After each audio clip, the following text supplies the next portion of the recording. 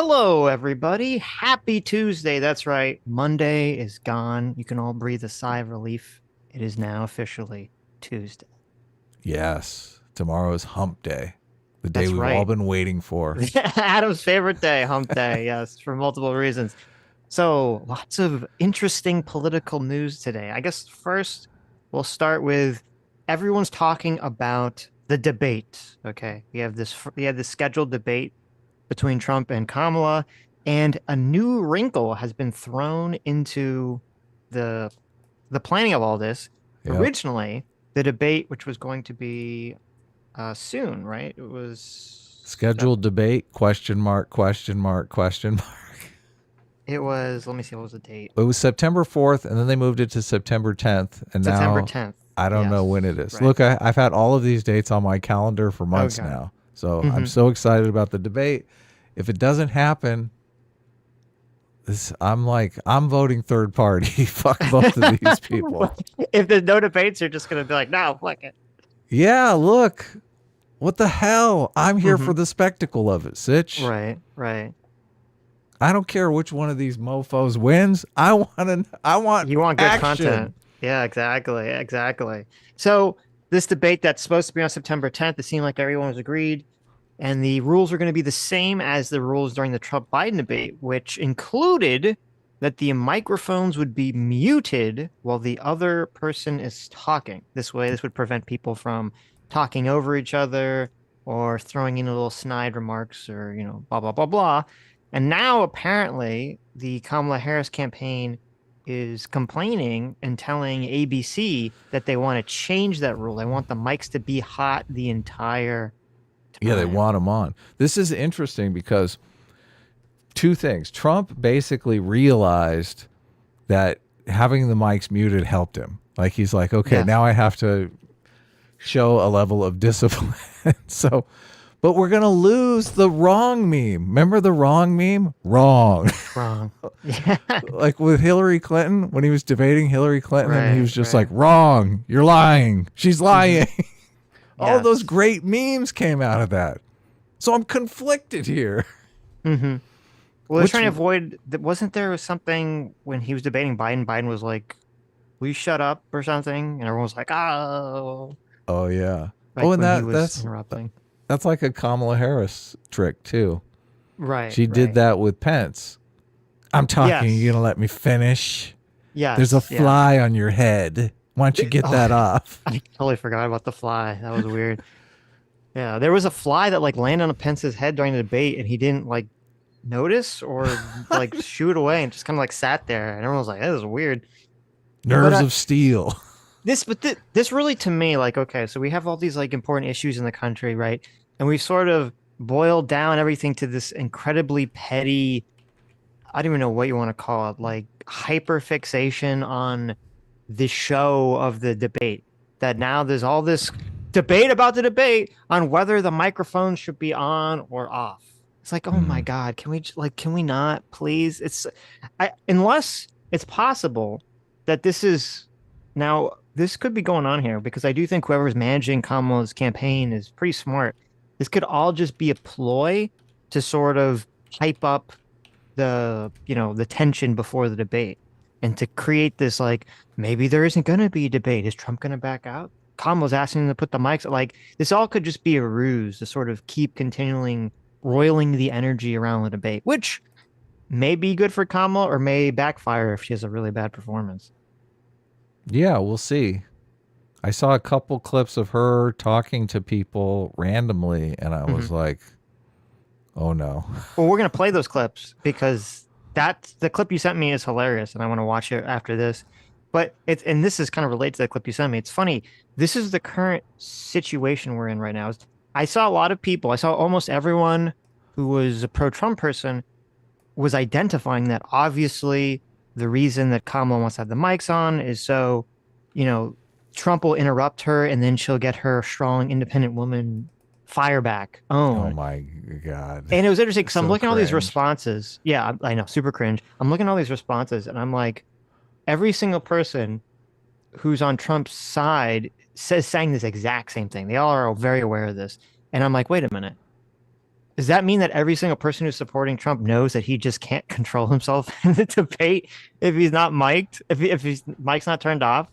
Like, just be like, Yes. okay, just don't say anything. Like, I was like, oh my God, this is where we're at right now in politics. We have Trump, a candidate who even everyone on his own side doesn't think he has the control to not say something when his mic is on. They can't trust him over a hot mic. Then we have Kamala, who everyone knows can't answer a question and seems to be this like empty, shallow vessel that people just pour in talking points into, and she just regurgitates. So this is what we have right now in our election. Yeah, every time I hear her answer a question, it's kind of like, oh, they forgot to put the software in this robot. It's just, It's so funny. Like here, bring up the clip that you sent me, and we'll watch it right now. It feels like when you ask Chat GPT or like some kind of oh, chatbot of a question, course. and Yeah, it doesn't have like a clear like data to draw on, and it just gives you this completely vapid answer. You're like, what? yeah, just completely made up. But it's weird because it also she also feels like she has to do like 10,000 words. It's like, Yes, shouldn't you're you just yes. keep it short? It feels like, and this ChatGPT example really I think is spot on because it feels like she's using words and concepts from the question and like trying to rearrange them in 20 different ways to produce an answer that doesn't mean anything. Yeah, it's And you're horrible. right. Yeah, why doesn't she just give a short answer that's, Sure. just That's get the in and answer, out, right? right? Sure. Yeah. Or this is what's weird too. I'll think I don't about it. I don't understand why she doesn't do what every politician on the planet has the same move. It's the first move they teach you when you go to politics class. Okay. When you wake up and you decide, I'm going to be a politician, and they say, good, here's your, $100,000. Here's your child sex Oh slave so yeah, we can yeah. blackmail you in the future. Right. And they send you into the politicians class. The first lesson on the board is when someone asks you a question and you don't want to answer it, you say thank you for that question, and then you just talk about whatever the fuck you want to talk about, Exactly. right? You Yes. just completely ignore the On a question, different and front, she doesn't do that. She just kind of like looks like a deer in the headlights and goes, well, you see, we become unburdened by what has been," and you're like, oh no, what is happening? Look, yeah, she's got to have a good spiel though, because when she does go into her canned spiel, it's that unburdened by what has been schlock. It's like, why are you saying this? Yeah, well, a normal politician, they get a question that they don't want to answer. They pivot to a policy or a talking point that's kind of related to the same subject, like Yes. generally. And they just say, well, that's why my campaign, we want to do blah, blah, blah, blah. Like it's so obvious. It's literally 101. I don't understand why she doesn't do it. It's so weird. Maybe in this, you know, I'm kind of, I don't know if I believe the Kamala Harris is a drunk um, day drinker thing. I'm Right. kind of back and forth on it. I thought maybe it was real, then I thought maybe it wasn't real.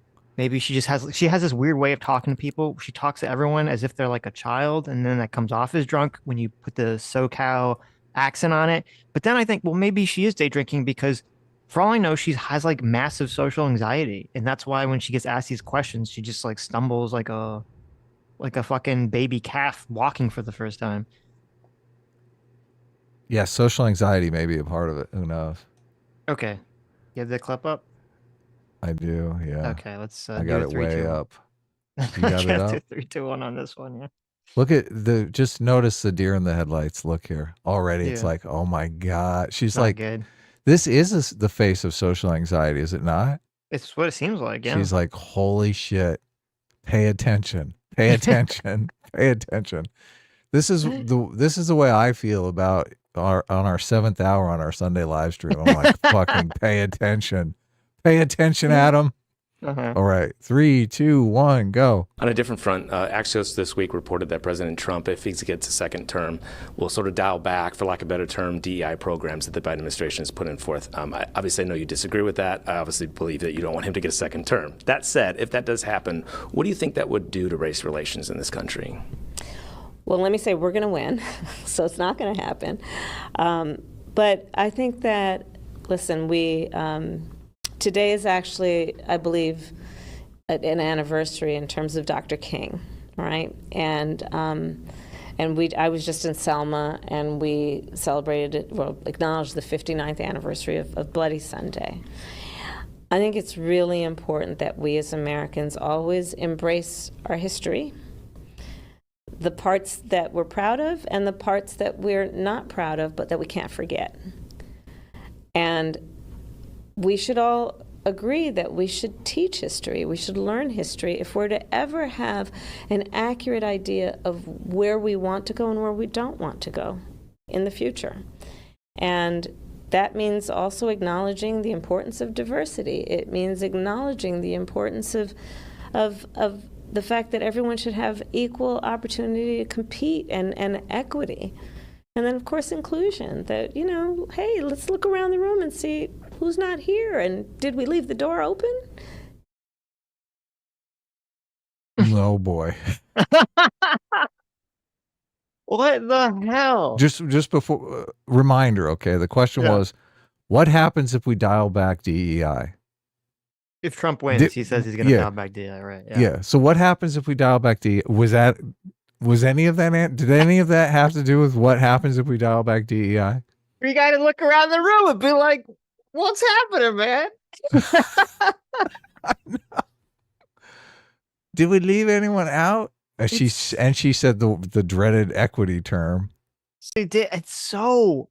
First of all, I don't even know. I don't know what this clip is. If this is a recent clip, I don't know what the fuck anniversary she's even referring to. Bloody Sunday was like in March or something. So I don't know what the fuck going on. I don't even know what she's talking about. Maybe this is an old clip. Though she's talking about winning against Trump, which makes me think it's a recent clip. Yeah. It is so baffling. It's so baffling. Though this is a clip is both horrible, but has a silver lining on it. Okay. Okay. Tell us the silver lining. Well, it's obviously horrible because it's like Jesus, like, you know, as I said, her inability to answer a question, her inability to pivot to something she wants to talk about. It's like, and it's weird because it really feels like, and this is part of what makes it, I guess, maybe a somewhat of a silver lining, is like she doesn't just have an opinion on the thing that she can give. It feels like what we're witnessing is she's so scared to give an answer that hasn't been workshopped or told to her by her staff or whoever, that she doesn't want to say anything. That's what it reads to me. Look, and I agree. She's trying not to say anything, but she fucks up so badly. She says equity. Yes. Yeah. She's just throwing out buzzwords in like some order that you're like, what? Okay. Well, the silver lining to me is that, and maybe I'm being a little too optimistic here, is that she doesn't like that question. I feel like if you asked most Democrat politicians that question, they would instinctively just lean into kind of the woke identity politics. Be like, of course, yeah. You know, Donald Trump is a racist. He's a bad orange man. And we're going to not be racist because we're Democrats and we're going to help all the minorities, you know, blah, blah, blah, blah. And Donald Trump wants to make sure black people can't get jobs. Right, exactly. Donald Trump wants to put you all back in chains, right? Yep. And so to me, the fact that she doesn't do that, she kind of is afraid to do that, shows, at least signals to me, that either A, she herself is not really woke and all the wokeness is just, you know, a ploy, or even if she is woke, she understands that maybe this election, that's not going to win you the election. And that's why she's kind of giving this non-answers, because she doesn't feel confident to give the standard bog woke answer. God, I wish I was that reporter right there. I would have just said, you use the term equity. What exactly did you mean by that? Is there a difference between equity and equality? Right. That is the question I want on tape. Mm-hmm. I want to know. Because look, I honestly think I don't think Biden knows the difference between equity and equality. I think he just thinks equity is the new word for equality. I don't think they understand it's equality of outcome. You could make that argument with Kamala Harris, though, because she tweeted out that video about equity, talking about how outcomes matter. And I'm thinking, but then okay, you see well, this, she knows and what you're equity like, is. You could imagine someone hands Kamala a script and she just reads it and doesn't have a clear idea or understanding about whatever she's reading or care. Yeah. So this is not good. No, not good. Now I don't think we're going to see this performance at the debate. because I think at the debate she's going to have like a script pretty memorized. But it is shocking to me her inability to just answer very basic questions in a one-on-one setting. Yeah. I So, just I worked with a bunch of actors, obviously, when I was running Deadline Junkies, the mhm. comedy screenwriters lab, and it always amazed me how quickly those actors could memorize lines. So Right. I keep wondering, how fast can this woman memorize lines, right? How fast can she memorize a script? Right.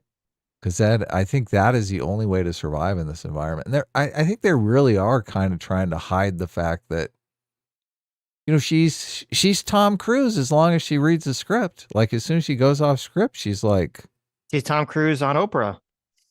yeah, exactly. Perfect analogy. Yes, exactly. She's fucking insane. She's jumping on the couch. Yes. She knows nothing. Yes. She's a Scientologist. For those of you that are too young to know, there was a very famous Tom Cruise back in the day. Tom Cruise was on Yeah. Oprah. Is when he was getting Yes. married to Katie Holmes, Yes. and he was so excited. He was like jumping on the couch, but it looked very fake and weird and artificial. Yep. Someone who was maybe gay trying very hard to show that they're very happy about marrying a woman and is not gay. That's how it read to everyone. I was like, this is very sus. Yes. Someone and this is more like someone who is a day drinker, a professional day drinker, trying to act like they can be president of the United States. Yes, yes, yes. Yeah. I don't know. So We'll see. say I'm so curious, not even I mean, I guess I am very curious for the debate, but I'm so curious to see if Kamala will literally be able to just hide until the election. At first I didn't think it No, would be not possible. possible. Yeah. I don't know. I'm thinking anything's possible. I think it's definitely possible that they'll try. Did you see the Tarantino clip? Maybe we should watch that. Everyone's talking about that too. Which Quentin Tarantino went on Bill Maher's podcast, Mhm.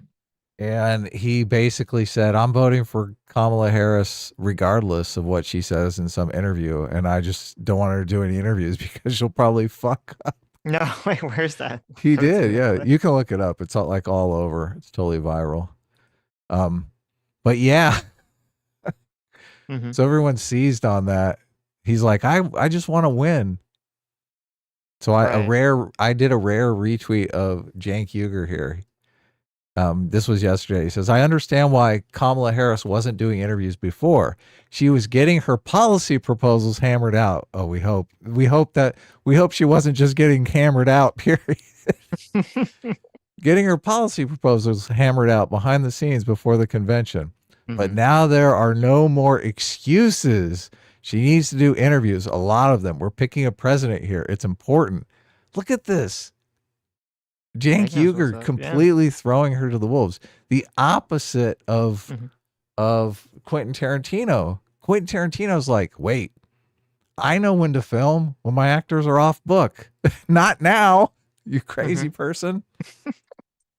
How dare you ask her to run out to the cameras? Did you find the tweet? Yeah. Well, actually, wait. Let me send you. Oh, here it is. Yeah. Here, you can watch the Jesse Waters one because the Jesse Waters clip I actually want to watch after this anyway. Is it longer? Yeah, This it's one's only longer. It's like a minute. This one's only 20 seconds. Is it the same thing though? Oh no, this is Jesse Waters. It's a clip, but he puts a little bit of commentary on it. Okay, here, I'll bring it up. Look at Bill Maher getting Tarantino on his podcast. He's been getting all sorts of big people on his podcast. That's a get right Yeah. there. Tarantino. Still waiting for that Tarantino Star Trek. Even got that I don't okay. Shut up. Listen. Let me dream already. No, listen. Stop being a listen. Stop being a buzzkill. No, stop. I like Quentin Tarantino. I think he's a good director in a lot of movies, but oh, here comes Star the butt. Trek is not it. That's not it. That's not everyone ready for Sitch's big butt? Here it comes. That is not. I'm sorry. That is not the correct pairing. Okay, I don't want my Starfleet officers saying fuck and shit and the N word every 2 seconds on the bridge of the Enterprise. Right? That just doesn't feel appropriate. I don't know. I saw the first J.J. Abrams reboot, and it seemed appropriate on that. No, it enterprise. wasn't. Everything It was wasn't. like going to hell. That was the time you should say fuck. Oh no, stop. Like it would be funny if he did a short that was just a funny short, like Star Trek through the lens of Quentin Tarantino. That'd be hilarious, but I don't want an actual movie of that. All right, let's get back to politics now that you've ruined my entire day. Yes. Okay. Ready? Play this clip, wait. yeah. 3, 2, 1, go. The only way Kamala can win is if you don't know anything about her. There's no reason for her to go on your show before the election, but I can actually see her. Yes, there is, because I speak to the exact voter she needs, the person who is in the middle. Basically, that's exactly the audience she needs. The MSNBC crowd is already voting for her. I think there's just all about winning the election, all right? Sometimes it's just about winning, and it doesn't matter how we look at this moment. It's about winning. Right. This is about winning. Yep. No, it is. It's a mad dash, and she is running, and she's not stopping to stumble. Tarantino just said exactly what the Democratic Party believes, but's usually afraid to say. They'll do whatever it takes to win. Coups, duck debates, hide their policies, no interviews, arrest their rival, gag them, raid his house, lie about him. You know, it's about effing winning. He said it. It's not about you at all. It's so ironic. I mean, I know. you could argue January 6th was all about winning too. Of course it was. Yeah. Yeah, of course it was. Let's But all forget about that, but whatever. that It's is only the Democratic Party that's interested in winning. I know. But that is funny that Quentin Tarantino is like, yeah, like just shut up, Bill. And there was a clip, we didn't watch it, but there's a clip a while ago. It was on CNN, and they were talking about the same thing. Kamala needs to do interviews, and I forget who they're talking to, and the person was like, "She doesn't need to do interviews. Like that's just for you elitists on the coast who care about doing interviews. She doesn't need to do all these interviews. She's talking to the people directly." And you're like, "Fuck off! Like what is this? This is nonsense." I'd like to see some interviews. Please. Please. Well, you want a president who can theoretically, answer questions. Talk to foreign leaders off the talk to cuff. talk to foreign leaders. Have these Yeah. conversations. So I sent you this clip. This is Jesse Waters clip. I don't like Jesse Waters really at all, but I do feel like he's being unfairly attacked here. So This is the Surfs? it's the Surfs, and Okay. he's quoting Harry Sisson. Oh, that's shill. That guy, yeah. So the Surf says they're watching this Jesse Waters clip, and the Surfs, he frames it, and I before I clicked on the clip, I was like, what the hell is he gonna say? The Surf says, quote, okay, in the tweet, he says, quote, so it makes you think this is what Jesse Waters says. Actually said, yes. Right? That's what quote His means. real words. Right, yes. The Surf says, quote, she, being Kamala, is unfit to serve because she'll be raped by men. And I was like, okay. I'm like, there's no way Jesse Waters on Fox News said those words in that order. There's no fucking way. And then another source says, and they're wondering why they're pulling so bad with women. So then when you click on the tweet, it's a Harry Sisson tweet, which is a very big Democrat, pro-Democrat kind of propaganda shield guy. Says, WTF, Jesse Waters just said that Kamala is going to get paralyzed in the Situation Room while the generals have their way with her. What the hell? Turn off Fox News if you haven't already. Total garbage. Okay. Now we have to actually watch a clip to watch see this if clip, it's yeah. Her, not in a see if it's actually ready? Yeah. 3, 2, 1, go. This is where the president has his most impact. You have a lot of room to maneuver there as commander-in-chief. We don't know who she is. We don't know what she believes. She's going to get paralyzed in the Situation Room while the generals have their way with her. Right now, Jesse Waters. Jesse, I don't like that. figuratively, Take again, it back. have their way with her, control her, not in a sexual way. This is where the president has his most impact. Look at that. All the women. The women on- were like, oh no. All the women on Fox News already corrected him, Lance. Yes. You don't need to be out there Karening on the internet, okay? Well, I mean, I think you can give a level of charity here. I don't think he meant. I think it was one of those things where he said it and he didn't mean it in like of a course. sexual context. but then because he's, he just kind of blundered into it, the women immediately were like, "Whoa, wait a Yeah, minute." He's yeah. like, "Oh, wait." Whoa, whoa, whoa, big dog Right, here. right, How dare you? right. Yeah, his point was the point he was trying to make was that just essentially because she seems to be this empty vessel, that she'll just, it's funny because this is the same accusation that's thrown at Trump, is that Trump is an empty vessel that doesn't have a lot of like deep thoughts on these policies. Remember, this was something we hear about in his first term, supposedly, was that he would just like the last person to talk to him, that would be his opinion that he would Yeah. adopt. And so it's kind of interesting now. So Jesse's basically levying that same claim at Kamala, saying she's just going to be this empty vessel who's going to take other people's opinions. So I'm reading National Security Advisor H.R. McMasterson's book, just came out today. At War with Ourselves, My Tour of Duty in the Trump White House. And he says he echoes that sentiment that is the case, and actually gives examples where he was like, he wanted to take the Islamic terrorism out of some speech and change it to Islamicist terrorism or something similar to that. okay. And Bannon came in and talked him out of it. And so Bannon was the last person to talk to Trump, and that's why it made it into the speech. So, and they also called him a big sellout. Like he was mercilessly attacked by a lot of the Bannon acolytes and McMasters or Bannon himself? McMasters. Yeah. Yeah. He's Well, he's a 3-star general. I just started the ended- book. I'm like barely into the book, but Right. He ended his, working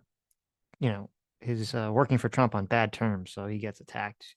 That's what happens to everyone. They, if they work for Trump and then they get fired or quit, they get attacked pretty look, one of the reasons harshly. the guy did an interview on CNN, and that's how I heard about the book. And he, like in the very beginning of the book, he says, if you're a Trump supporter, you're going to want to hear this perspective. If you hate Trump, you're going to want to hear this perspective. And he pretty much nailed the perspectives, as if, this guy seems like an enlightened centrist, right?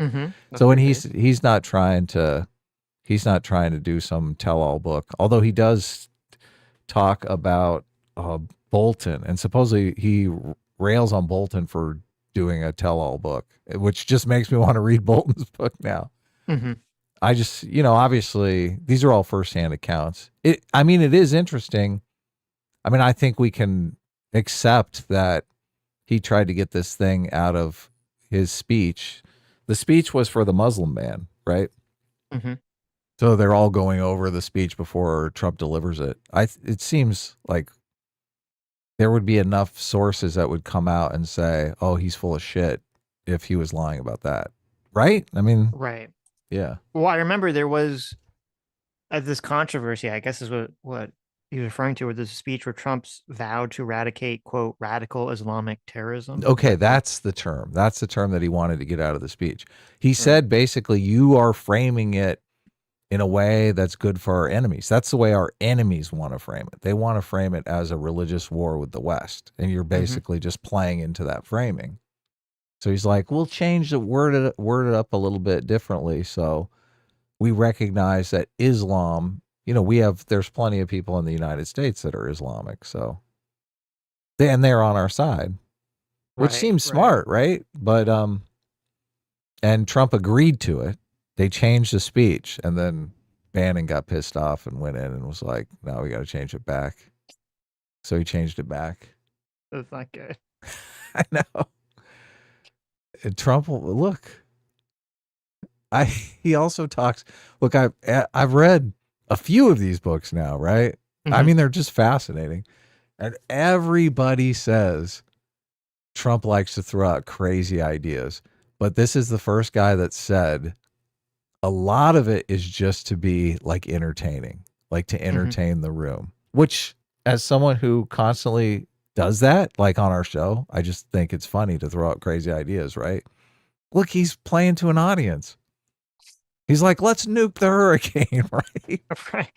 It is funnier coming from the commander in chief, is it not? It is. It is hilarious.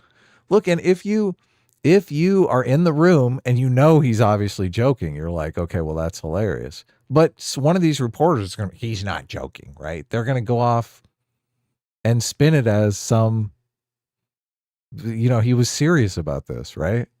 Well, I mean, when you're the president, you You probably should can't be do serious that. about things, right? You should be doing that, Yeah. I mean, a lot of the reason people vote for him is because they think he's funny.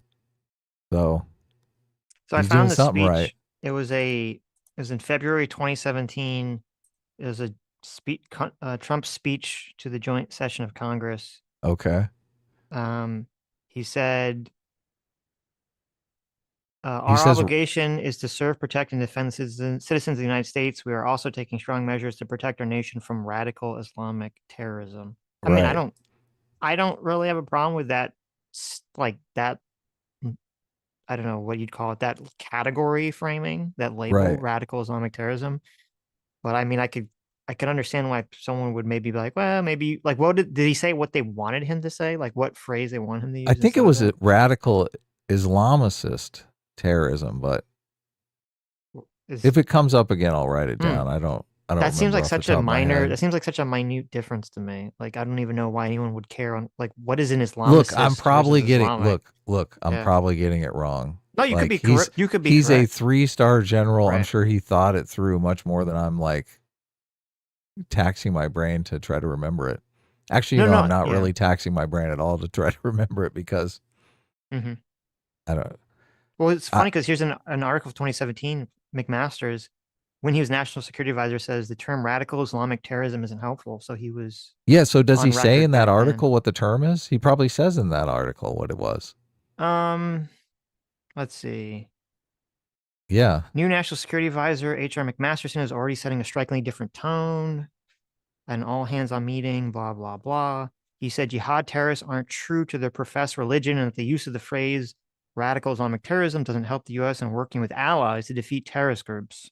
That makes, I mean, I can understand why you wouldn't want to necessarily, like, you don't want to piss off Islamic majority countries that you have to work with in order to fight terrorism. I understand that concept. Yes. He said the phrase unhelpful because terrorist organizations like ISIS represent a perversion of Islam and are thus un-Islamic. There you go. That's exactly right. That's why the argument. Yeah. That's why I'm curious as to what the phrase is that that's the problem with radical Islamic terrorism. Are you saying that Islam is radical? That's the problem, right? Right. There's like moderate Islam and there's radical Islam, but when you say radical Islam, you're just saying all of Islam is radical. Well, it's kind of like toxic masculinity, right? Exactly. Right. You can interpret it as exactly what you're saying. Are you saying that all of Islam is radical, or are you saying specifically people that have radical versions of Islam? Are you saying Islam is radical? Are you saying masculinity is toxic? Yeah. So an adjustment, I think, is good. But whatever. He didn't go with it. All this comes out of me just saying he echoes that thing everybody says that the last in the room is the one Trump listens to. Yeah. So everybody in Trump's circle is always jockeying to be like the last in the room. Just imagine a long line of people waiting to talk to Trump and everyone getting out of line and going to the back. Oh, I got to go to the bathroom. You go in front of me, right? Yeah, exactly. Exactly. Well, and it makes sense too, because Bannon's very, to my understanding, is very just anti-Islam generally. So it makes sense why he wouldn't. Right. But but that's kind of the annoying consideration. See, to me, that's like the consideration you have to deal with when you're president is like, okay, I have to work with countries where, the leaders of the country believe in Islam and you have to work with them. And so you don't want to like send the wrong message. I don't see it's such a triggering thing if like, no, you have to put in this specific phrase of radical Islamic terrorism. It's weird because in the book, he is always talking about Bannon railing on the globalists, and Obama is kind of defined as a globalist, but I keep reading all these old Obama speeches and he's the opposite of globalism. Like he keeps saying globalism is what has destroyed the middle class in America and we got to stop it. Well, I think it's so weird. Part of why a lot of people got mad at Obama is because I don't remember all the policies. Oh, the apology perception, tour. Well, well, that is true, but the perception was that Obama kind of ran on very economic populist messaging, and then when he won, he didn't really implement any of those policies. And I think Right. that's where the critique is. They're saying, oh, well, he's kind of duplicitous. He said all this stuff and then didn't actually do any of it. Yeah, because you had the Republican Congress cock blocking him at every turn. They literally denied him a Supreme Court justice. I mean, that is true to an extent. Yes. Yeah. Yes. He's not a magician. Well, I think again, and I've always listen, this is my pet theory. I've said it a million times. I'll say it a million more. Okay. I think Donald Trump, I'm sorry, I think Obama, I understand why during the housing crash that he signaled to the banks that he wasn't going to go after them criminally because he wanted the economy to be stable, but he should have 100% done a rug pull. They should have been like, okay, it's been one year, 2 years since, the economy's back on track now. Guess what? We're going to go after people. You people that like actually did illegal things that were lying about, mortgage-backed security ratings and credit ratings, things of that nature. Those people are going to go to jail for destroying our economy. And we're going to hold them up and say, these are the bad people responsible. They're the titans of industry. Can't do that, Sitch. What are you totally thinking? can. You totally can. That's what made everyone go crazy, is because Of they saw that course. no one was held responsible for any of Remember this stuff. Occupy Wall Street? Of course. Yeah, look at Yeah. Occupy Wall Street. And that led to nothing because a bunch of retarded leftists. Bunch of hippies. Yep. Couldn't figure out what was going on. So there's another interesting story. I don't know if you saw it today. This is Kamala Harris flip-flops on building the border wall. Did you hear about this? I did, yeah. I even So- read on it. Saw some What's- clips of her talking about, the border wall is stupid. There's like a compilation going around of her 50 times saying how stupid the border wall is. Well, I saw those clips too, but here's what I'm going to ask you. Have you seen a clip of her saying she supports the border wall? No, I have not. So this is really weird. And I feel like this is almost a trap. Or actually, I don't know. I feel like it could be a trap that the Republicans are falling into, or the Trump supporters, I should say, are falling into. Because you're right. I saw a lot of Trump supporters pushing the Kamala flip-flop on the border wall narrative. Right. And I saw the clip compilations. I'm like, well, where's the clip of her saying she's in favor of it? And I couldn't find it. And apparently this stems from the fact that she didn't actually say it. It was her basically saying that she would support the bipartisan border bill. And No that way. within that bill was funding for the Trump wall. And so I was like, oh, okay. So I'm like, okay, I guess that's technically true. But here's why I think it's a trap. I think it's a trap, not necessarily because it's like kind of a true/untrue claim. I think it's a trap because this flip-flop thing, I don't think anyone cares about at all. I don't think the flip-flop thing anyone cares about. And I feel like every time Kamala Harris picks up a issue that was something that Trump supported, I think it helps her. I don't think it hurts her. I think it does too. Yeah, and they're broadcasting her message. People don't care about flip-flops if the politician is adopting the policy that they want. Like, Exactly. Thank God she flip-flopped, right? Right. Yeah, because it's like I don't know, Kamala seems like she's not a very good politician, so I don't know if she could do this because like the smart politician, all they have to say is, when you get new information, you have to change your decision, right? Yes, yeah. Don't just get stuck in the mud and, do the same thing. And she could just say that about anything. And, the immigration issue is a big issue. It's definitely weighing on people's minds when you look at polling on the stuff. And for her to sort of adopt a strong stance on immigration, which she did, we kind of got sucked into like a million different tangents on Sunday. But one of the things I wanted to talk about was on her speech at the DNC, she was doing a lot of, I'm going to be strong on the border She talk. was. Yeah. She's like, I went after the cartels, we're going to be strong on the border. We're going to be strong on, preventing drugs and human trafficking and, blah, blah, blah, blah, blah, blah, blah, and all that stuff. And it is very fascinating. And I mean, she did say that, they were going to throw in a pathway to citizenship in there. But it is very interesting to me that she's doing a pretty hard pivot to the center in a lot of her talking points, which, I mean, I'm happy about that if that actually materializes. I'm hoping that's not going to be like a massive rug pull if she wins and she's like, psych, full identity politics wokeness, but you never know in these situations. So much of the flip-flop talk goes back to the original flip-flop on Kerry, but I think that attack worked because of the actual substance of the attack. The flip-flop was on Iraq. He said he was for invading Iraq and then was against it, which shows, weakness in war. Like there's all these other ideas that come out of that. But people focus on the flip-flop, obviously, because it's like alliteration. That's the way they kind of branded it. So I'm with you. I don't think a flip-flop is categorically wrong. If people want the policy, they want the politician to reverse themselves on it. Yeah, no, 100%. Well, and the Iraq war thing with Kerry, that was the flip-flop? Because I don't even remember. Yeah. Okay. That's in well, first of all, I mean, I don't think Kerry lost for a bunch of reasons. Oh yeah, of course, but there was a huge campaign. I remember a bunch of ads. Yes, right. He's a flip-flopper. He's a flip-flopper. Well, the Kerry flip-flop. Remember they had him on the windsurfer and they had him flipping back and forth. I do. I remember, yes. They beat him with that flip-flop. He's literally visually flip-flopping on his little windsurfer, yeah. Well, I wonder if there's one of two things happening. Number one, the Iraq war thing, if you guys remember, if you're paying attention to politics back then, that was a huge issue for the Democrats. That's why. Yes, it was. That's why Obama beat Hillary in the primary, was because he was against the Iraq war from the beginning and she was in favor of it. So there's like this massive issue for the Democrats. So that makes sense why flip-flopping on that specific issue would kind of be bad for him. Work, yes. Yeah.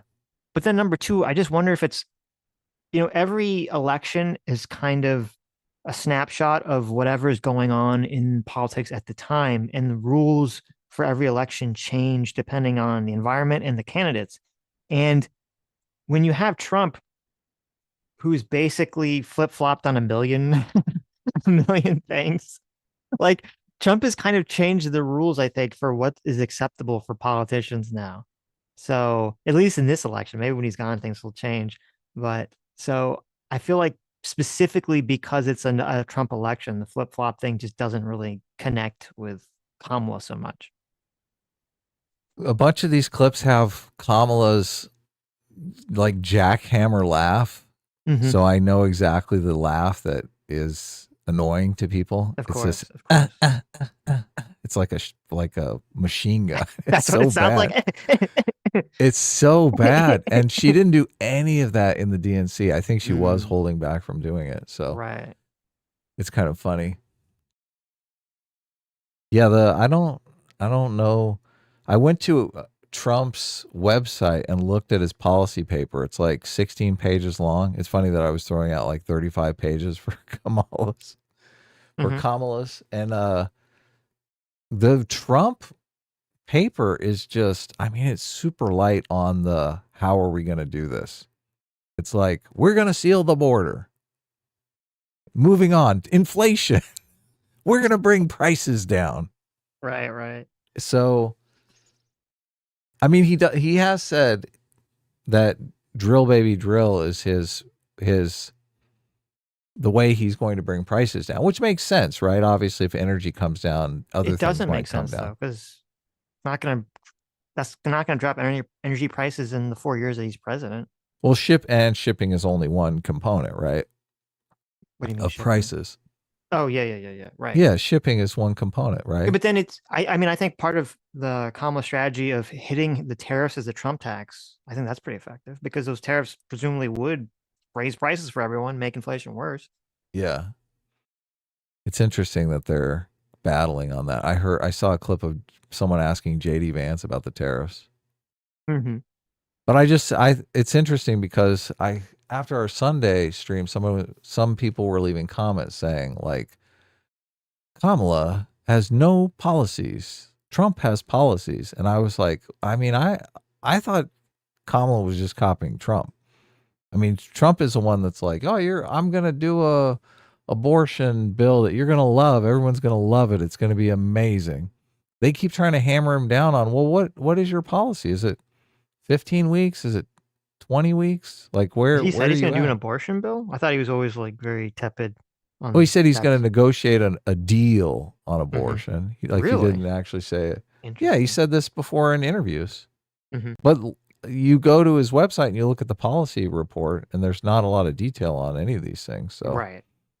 You and I had talked about doing some sort of chart. Basically, we're going to look at all the policies and all the policies. try to I do figure want out to do who's that. what on who's where on what, right?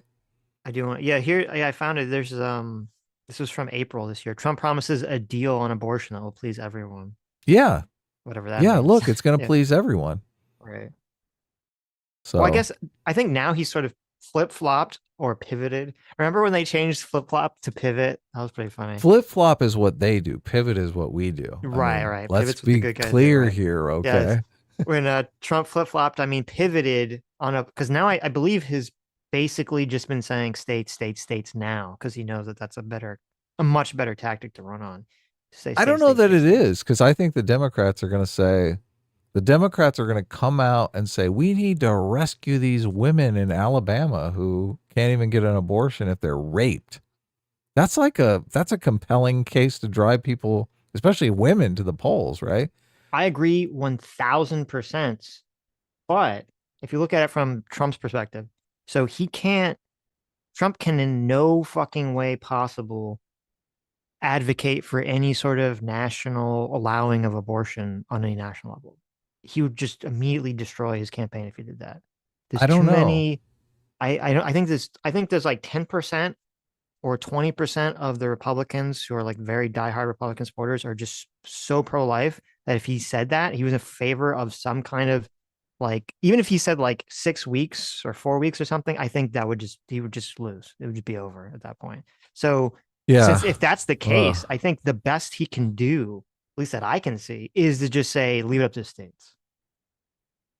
Yeah. I was listening to something and they were talking about this, how much the coalition is wrapped up in abortion.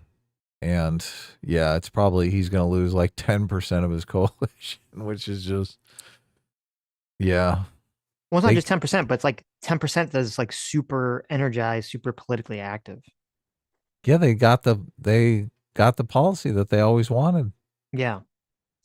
Well, it was interesting because I saw there was a chart that someone posted today on Twitter, and it was like, it showed that like women were just a lot of young women were putting abortion as the primary issue. And a lot of people on the right were like scoffing at this. And they're like, oh, all young women want to do is kill babies and blah, blah, blah. And I'm like, you don't understand. It's not even about getting the actual abortion.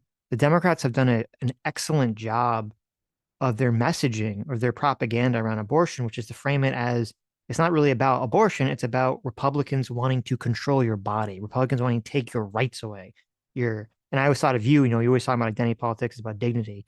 Like Republicans want to step and trample on your dignity as a woman. That's exactly right. Right. And I think, first of all, now I don't agree with that framing. I don't think it's true, but I think it's good propaganda. And that framing, I think, has seeped into a lot of people's minds, especially on the left. And that's why so many young women are like so hyper motivated by the abortion question, even though, because you brought up this point in the past, why do women who live in a state where abortion is legal even give a shit about this question? And it's because they see it as like, it feels like it's, the MLK and injustice anywhere is an injustice everywhere, right? They kind of feel like this trampling on the dignity of women everywhere.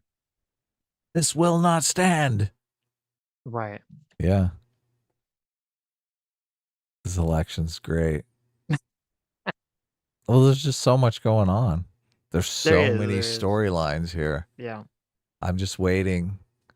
I think we are going to see Kamala Harris give a nightmare interview that just everyone is just horrified by. Just mouths agape. Like, holy shit. Like the word salads are going to flow. Yeah. Here's what I think is going to happen. I think they're going to do a debate. Kamala's going to do decent at it, decently well. Whether Trump does well or not will, in my opinion, depend entirely on whether he's high energy or low energy. If he's low energy, he's going to do awful. If he's high energy, he'll do fine, even if he says crazy shit. The Trump supporters won't care about that. And then after the first debate, This would be my prediction. Kamala will do an interview, and everyone's gonna watch it like, oh my god, is she gonna like fucking tank? And it's gonna be totally fine. And people are like, huh, she did totally fine. And that's gonna come out that she had the questions beforehand. And everyone's gonna go, oh my god, she had all the questions beforehand, right? Oh, And that would be my prediction, right? I would be pretty surprised if Kamala does a long form sit down interview with the journalist that is not like planned out. That's just totally, wow. She doesn't know what they're gonna say. Already doesn't seem capable to do it. Already accusing them of cheating. I just don't see it. Why would they not? Why would the Harris campaign? They're not.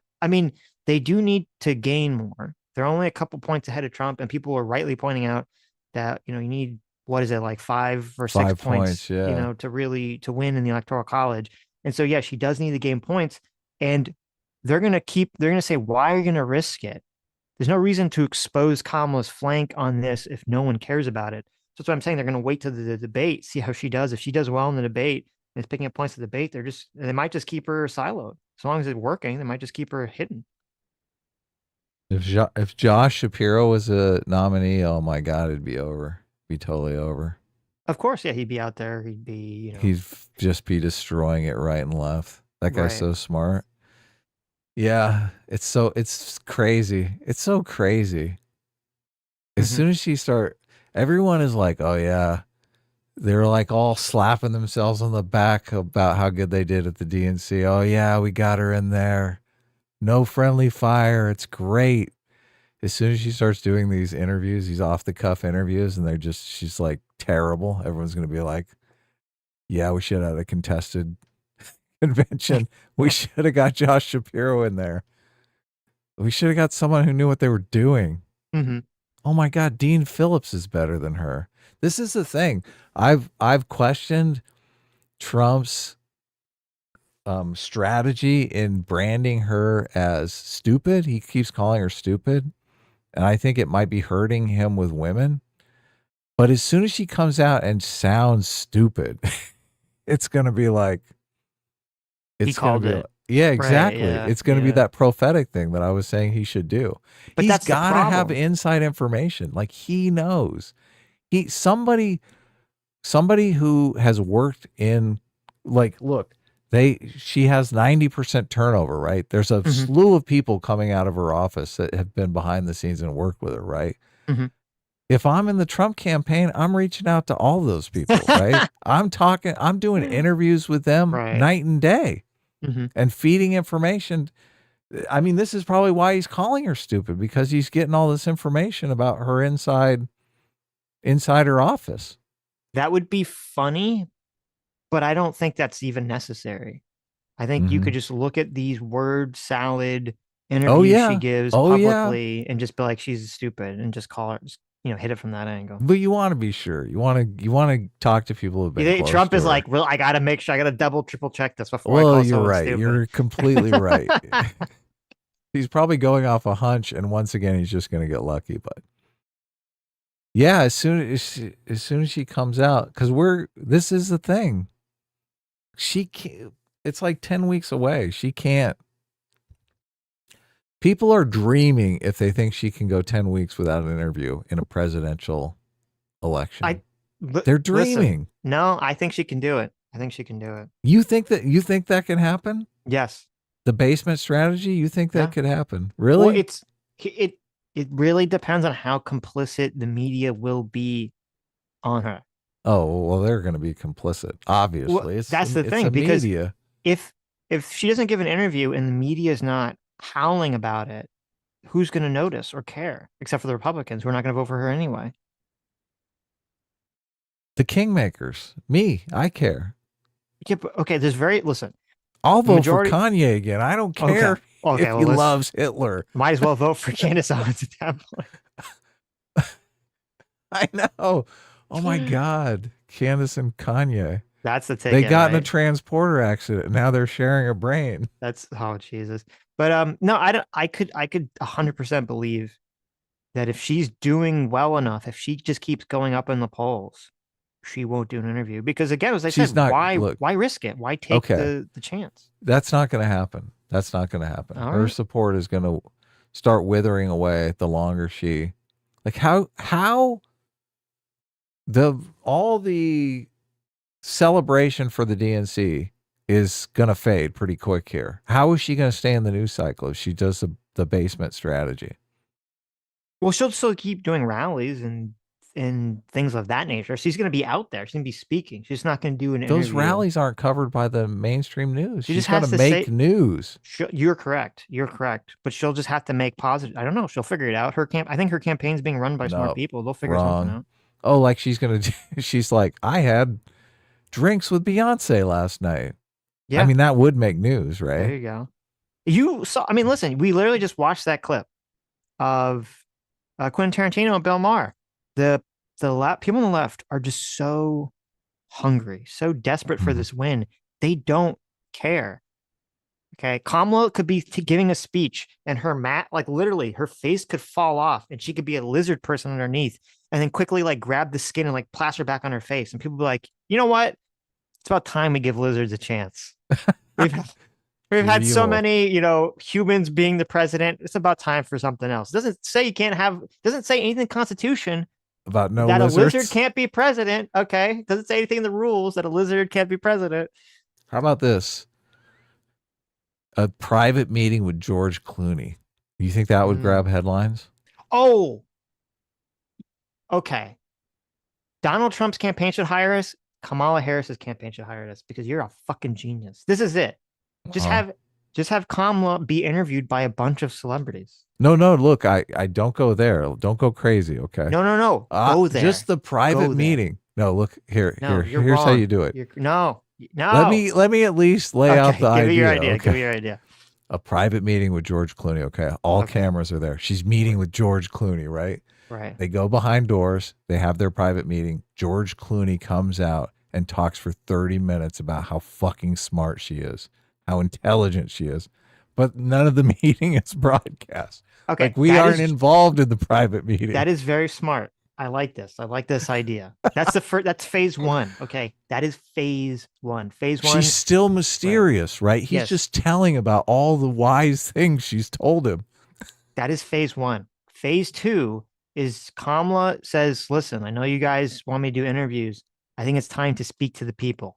So I'm going to do an interview with my good bae, Beyonce. Bam. Oh my God. Oh my Lord. It's over.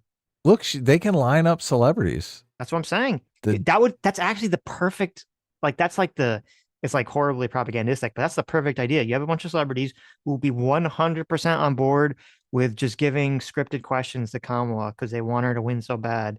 And they'll draw a big crowd on Normie Appeal and they'll just do all these interviews. And like the mistake, they'll ask her questions that seem like important non-puff questions, but she'll have the questions in advance so they can have these prepared answers that sound good. That's the move. That's the strategy. Kamala Harris campaign, hire us. We know how to do this. How about this? Captain Harris in Quentin Tarantino's Star Trek short. No, stop. Too bad. That's a bad idea. That's a terrible idea. It'd be great. No. She could drop the F-bomb on the Star Trek. The Star Trek bridge. I don't. You're gonna have Kamala Harris is gonna be yelling at a Vulcan, and she's gonna be throwing out a bunch of ethnic slurs that are Vulcan slurs. Calling them pointy-eared motherfucking bastards. That's good. Right? That's good. That's a terrible idea. The Vulcan can be wearing a MAGA hat. Captain, it just seems logical that you'd want a border wall to defend yourself against the. There you go. Look, you're great at this. There you go. All right, maybe we should read some super chats. Okay. And then I sent you this tweet I want to talk about, which is pretty funny. Okay, I'll bring it up.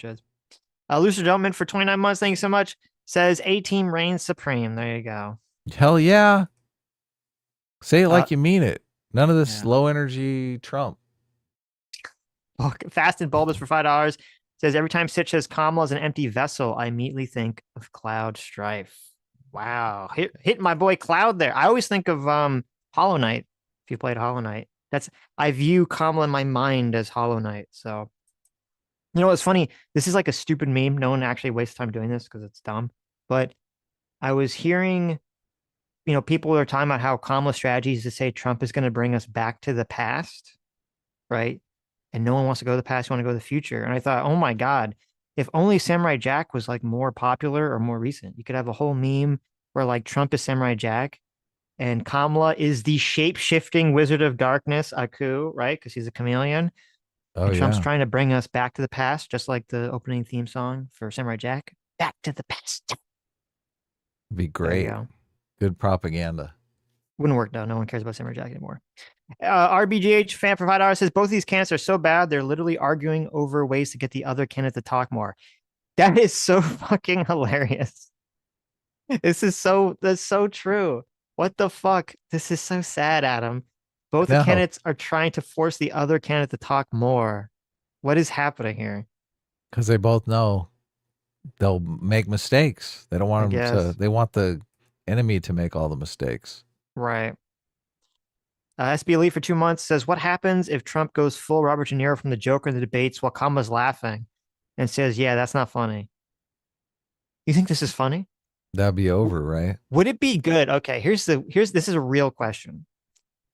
If in a debate, Kamala does her weird self laugh, which she'll be like super prepped to try not to do that, right? She's gonna be Oh like yeah. every ounce of her strength is gonna be like, don't laugh, don't laugh, don't laugh, don't laugh. In fact, Trump should probably try to make her laugh. Maybe that would be like the move for Trump. Would Trump actually benefit from literally just saying the exact Robert De Niro quote at her face when she does that? Or is that too much? What is the quote? Whatever. I don't remember the exact line. It was like you Oh, think this from is funny? Taxi Driver? No, from Joker. From Joker. Yeah, when he says like people are dying and you're laughing. I don't remember the line. No, I don't think it'd be a good idea. Okay. Be a terrible idea. You're laughing. You're laughing. Someone was killed today because of what you did. I think that would actually be pretty funny. If Trump was like, you're laughing, you're laughing. Someone was killed today on the border because of what you did, because Oh, of yeah. what you let the people the border in. That would I be think it was good. good. I would like That it. would be good. Yeah. That would be good. That'd be good. It would get a lot of publicity, the fact that he did a Joker man. I think he should do it. Sketch for $2 says, Kamala is the Family Guy. My answer is 9/11 meme. Very true. Ryan Owl for $20 says, what do you think of Trump campaign's backtracking on issues like abortion and immigration? It always seems clear to me Trump just wants abortion to be a state's issue and wants legal immigration, not an outright ban. Well, I mean, we talked about, Trump kind of flip-flopping on abortion or pivoting on abortion to do whatever, they think is the best idea. What is Trump's backtracking on immigration? I don't even know what that's in reference to. What does he backtrack on immigration on? I mean, I guess I don't know what you mean by that. He wants legal immigration. That's what he says. Right. Well, this is what, like, the way this kind of politics works is what the candidate says, and then there's the vibe they give off, right? And so the other side always tries to tar their opponent with the negative vibe. So now, whether it's intentional or not, from Trump's perspective, I don't know. But Trump definitely sends off a very, very, very, very anti-immigration vibe, right? That's definitely the vibe he sets off. Yeah, if you go to his website, he's like, the policy proposal is the largest deportation in human history or something like that. I mean, it's big. He's like, we're throwing everyone out.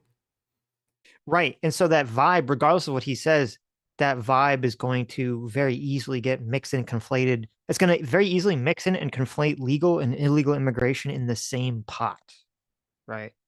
The vibe is, regardless of whatever the actual policy is. So, and then obviously the Democrats are going to say, he just wants to stop immigration because he's a racist, blah, blah, blah, blah, blah, blah, blah.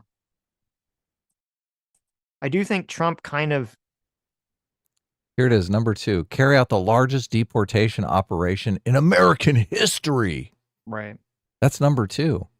Mm-hmm. Number 1, seal the border and stop the migrant invasion. Okay. How's that? Where's that hit you on the immigration front? Mm-hmm. That's end inflation and make America affordable again. These are the policies. Well, when you say seal the border and stop the migrant invasion, that makes it sound like you want to stop all immigration, doesn't it? Look Doesn't at sound this like you're one. saying legal immigration. Number 4. Somebody told Donald Trump that we're already the leading energy producer in the world right now. Because number 4 is make America the dominant energy producer in the world, right? Right. And then somebody said, oh, by the way, we already are. So he added, comma, by far. That's pretty funny. We're going to be bigger. By far. Stop. Number 5, stop outsourcing and turn the United States into a manufacturing superpower. I.e., raise the price of everything. Well, which this was already done in the Inflation Reduction Act. The Inflation Reduction Act was all about bringing manufacturing back to the United States, right? Which is smart, yeah. Yeah, but that is going to cause more inflation? Not necessarily. Well, I guess it depends on how you do it. If you incentivize, then it's fine. If you throw off tariffs, it's obviously going to increase inflation. If you think about what happened with the pandemic, a lot of the pandemic problems was because our manufacturing, the supply chains dried up, right? Right. If the supply chains are closer to home, there's less likelihood of there being problems, right? Mm-hmm. This is Peter Zion's big thing. Right. Well, he thinks that all of globalization is coming to an end. Globalization is going to end anyway, which I'm skeptical of. But number 6, large tax cuts for workers and no tax on tips. Woo! Super chats for tips, baby. Come on, we can do this.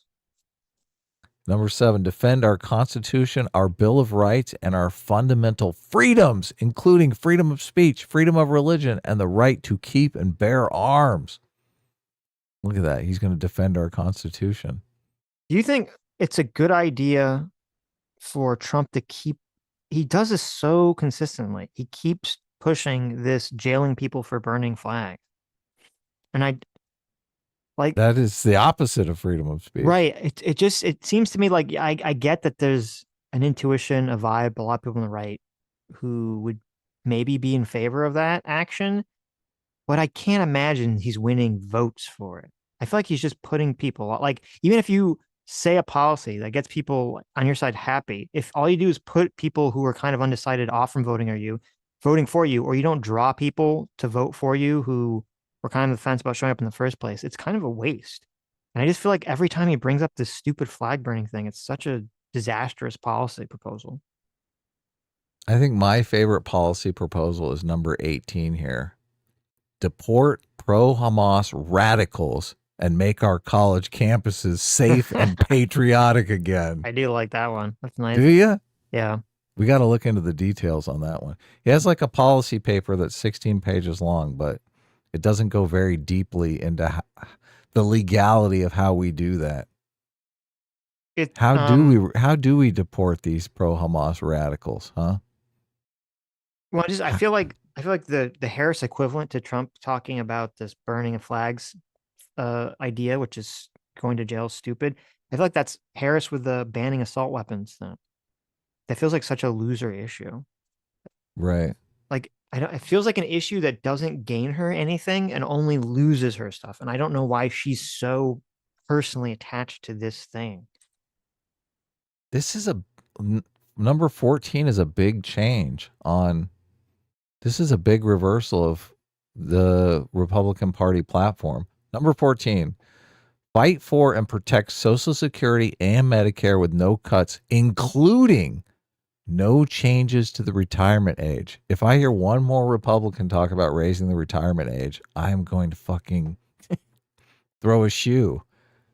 Well, that's sort of the difference where we have the Republicans moving away from the neoliberal economic policies to the populist ones. Yeah. So that's definitely, you're correct. That is definitely a change from the Republicans of yesteryear. That's a welcome change. Right. Yeah. What was that guy, Paul Ryan? Shut the fuck up, Paul Ryan. Mm-hmm. Build our cities, including Washington, D.C., making them safe, clean, and beautiful again. See, I like that policy proposal, but is that not light on details? I feel like it is. I don't know how people. There's this great narrative going around that Kamala Harris has no policies and no policy details. Mm-hmm. That accusation I think can be leveled here as well, right?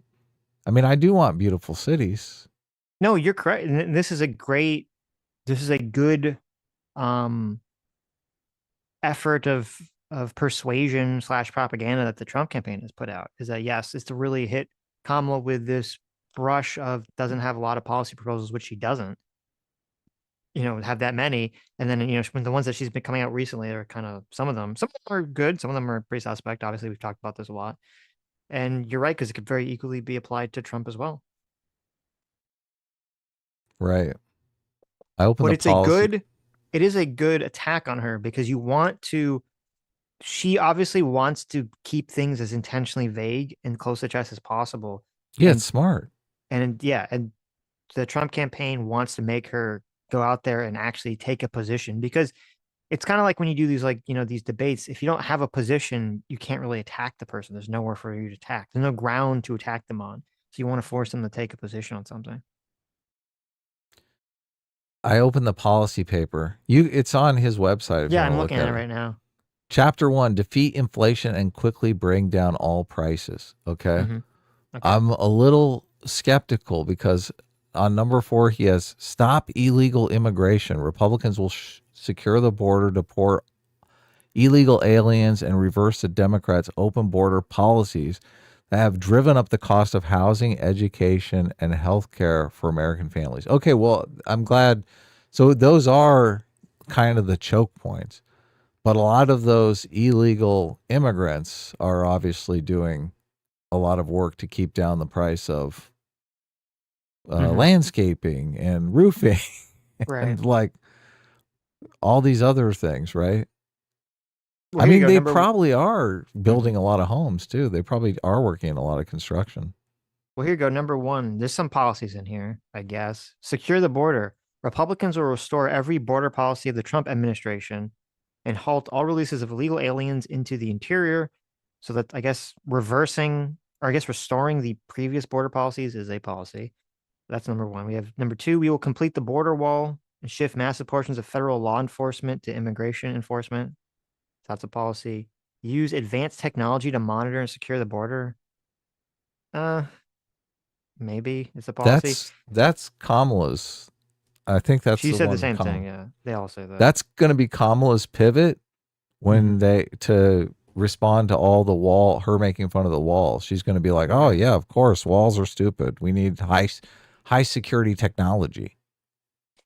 We will use all resources needed to stop the invasion, including moving thousands of troops currently stationed overseas to our southern border. We will deploy the U.S. Navy to impose a full fentanyl blockade on the waters of our region, boarding and inspecting ships to look for fentanyl and fentanyl precursors. Before we defend the borders of foreign countries, we must first secure the borders of our country. So those are policies saying that you're going to literally move troops from other countries into American territory to, defend the border. Right. So, now I believe he wanted to do that when he was president and ended up not doing that.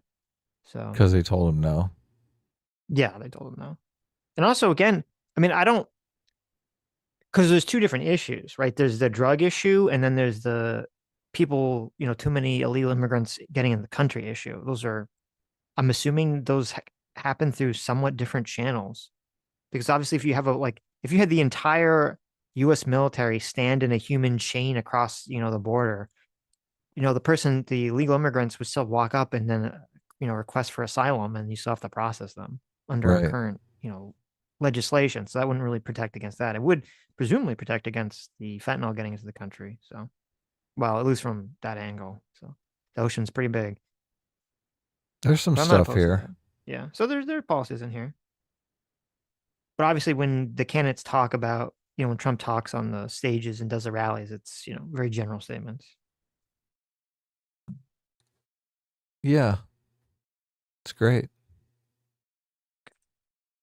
Christian Baller for $5 says, Sitch, you incorrectly said Vance wrote the forward for Project 2025. He just wrote the forward for a book. The writer of Project 2025 also wrote. I didn't incorrectly said that. You either, well, okay, let me backtrack here. Either I misspoke or you incorrectly heard what I said, because I've talked about this multiple times on stream. I know that JD Vance did not write the forward for Project 2025. I said that he wrote the forward for the guy who's the president of the Heritage Foundation's book that was about why the country needs Project 2025, and that it was so silly that that they pushed back the publishing date. I even said this on Sunday, so if I misspoke, you could probably hear from the context. I said they had to push back the publishing date for the book till after the election. So everyone in the news is saying that he wrote the forward for Project 2025. Oh, really? Yeah, saying you that? hear it That's all hilarious. the time. Yeah. No, yeah. No, I know it's for this book. So if I misspoke, I apologize, but I talked about this before. And I No, just you thought it got was it. just I heard you got it right. oh, okay, okay. Yeah. It is funny to me. Like this shows like I don't know, the JD Vance pick is such a bad pick. Like this guy now he presumably he wrote the forward for this before he was chosen to be the VP and everything. All this stuff was set up in advance, but it's just so funny. It's like literally Trump gets tarred with this Project 2025 thing. And he's like, I don't have anything to do with it. And then it's like JD Vance is like, oh, I wrote the forward for the book that's talking about why we need Project 2025. Oh, I guess we better push that back to after the election.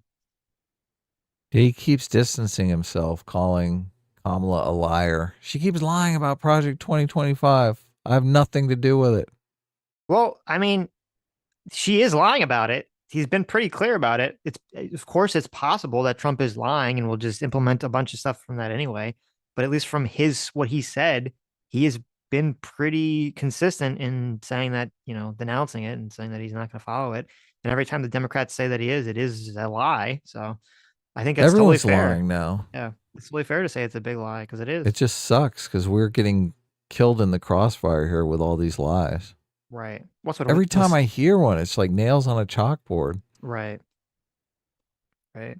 Even the CNN fact checker people were like, yeah, they're lying about the Project 2025 stuff. So even that, it's like getting so blatant. I think it's reached the saturation point. If the Democrats are smart, they'll stop pushing it. When even the CNN fact checker is calling you out, that's a signal to probably stop. Oh yeah, that's the worst. So this tweet, because we're talking about JD Vance, is pretty funny. So Benny Johnson, who we covered, he had I think it was about the Satan statue. He had a really bad take about that. He put out this picture. It shows RFK and Trump, and he says the strongest anti-establishment ticket in American history. And Donald Trump reposted this, I assume, on True Social. Right. He's look at that. He's dangling the carrot there for RFK. Right. So is this a not so subtle jab at at JD Vance that he's gonna get, fucking blasted off of the ticket or something? What is Donald Trump's brand? Remind me. You're fired. Exactly. That would capture the news cycle for quite some time. It would be smart. I've changed my stance on it now that the RFK is entering the equation. I thought it would be a mistake for him to do it. Now it would be a huge benefit. I think there's a pretty big possibility of it actually happening now. It's such a smart play. You're correct. And actually, the only question is, would it be better to do it before the debate or after the debate? It might be better to do it. Here's the considerations. If Trump does it before the debate, you're correct. He fires Vance. He gets RFK. He gets a lot of press about it. He kind of captures the news cycle for, the week up to the debate. And that could be good. Trump kind of goes into debate with this like all this energy. Yeah, he's got to do it before the debate. If he does it after the debate, it's going to be spun as you lost the debate. Now you're correct. Fucking rattled. Right. Yeah. Yes. But at the same token, you sort of say, okay, but maybe you don't necessarily want to capture the news cycle. Maybe you want the news cycle to be Kamala's not doing interviews, right? You want the news cycle to be allowing negative things to kind of creep up about Kamala. Yeah, that could be. But I just, after the debate, it's too easy to spin it as you fucked the debate up and now you're firing people because you're unhinged. You're correct. Yeah. So he should, I mean, he should definitely do it before the debate. This would be a good move. This is also the great move to distance himself from the Project 2025. Then he comes out and says, look, Right. yeah, his fingerprints were all over this Project 2025 shit. So I had to can his ass. Mm-hmm. Right?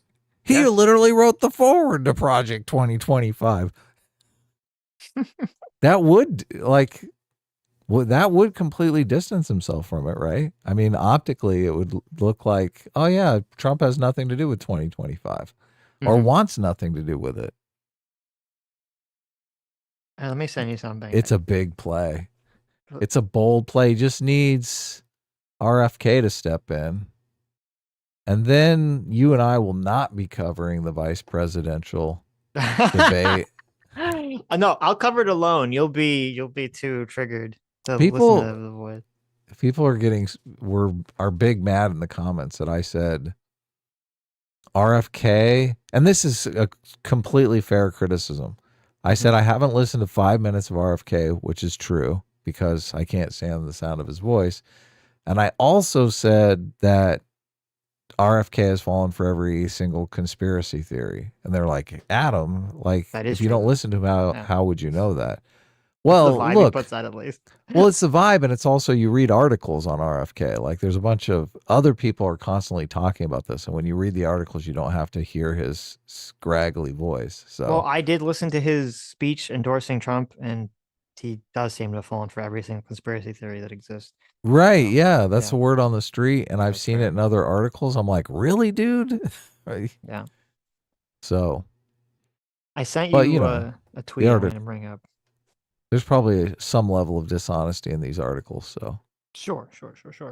But, and also, you know, it's interesting because a lot of people who are kind of like the low information voters, if they go into the voting booth and they see Trump Kennedy as like a name, oh my on, like, the God. thing, Oh my they're God. like, I know so who true. Kennedy is. Yeah. They're like, so Kennedy. true. Right. So that they'll Vance. say Harris Walls. Like, I don't know who the fuck that is, but Kennedy, Trump Kennedy, I know both those names, right? Yeah. Oh my God. He's going to do it. He's told. Now I'm convinced he's going to do it just because Trump Kennedy sounds so good. It does sound good. It rolls right out the tongue really nice. Trump Vance doesn't have a good feel to it, right? But Trump Kennedy, ooh.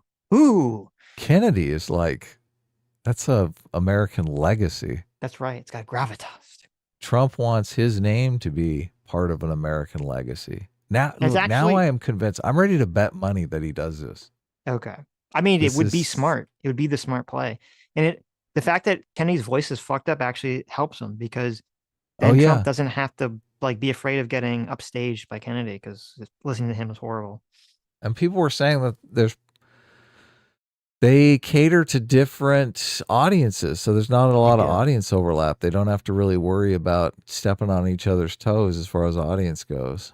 Well, I mean, there's audience overlap because obviously the perception was if RFK was running, he would detract from Trump. So there is a level of audience overlap, but it's a different audience of people who are more view themselves as more kind of not necessarily Republicans, not necessarily like Trump supporters, right? Right. So what is this tweet? Let's compare Tim Walz. Okay. Yeah. So click the JD Vance one first. That's the one on the right. This is JD Vance. JD Vance. This happened a few days ago. Okay. Oh wait, no, fuck. Okay, wait, fuck this. Forget this. Wait, don't play this. We really came just to go to runs, and then we did a little rally on this. Wait, let me get you a different one. It doesn't have a stupid voiceover. The dumb voiceover. Okay, here, I just got one that's just normal. The normal one. Okay, good. I can't find it. So this is I don't know if you saw this. JD Vance tried to do this weird press stunt where he went into like a donut shop and ordered donuts, and it's so cringe and so awkward. Further reason to replace him with RFK. Ready? Yeah. 3, 2, 1, go. The zoo has come to town. Thank you for letting us come in here. Yes, sir. Yeah. I'm sorry, man. Okay, yeah. She doesn't want to be on film, guys, so just cut her out of anything. Appreciate that, man. I'm JD Vance. I'm American Vice President. Good to see you. Okay. How long have you worked here?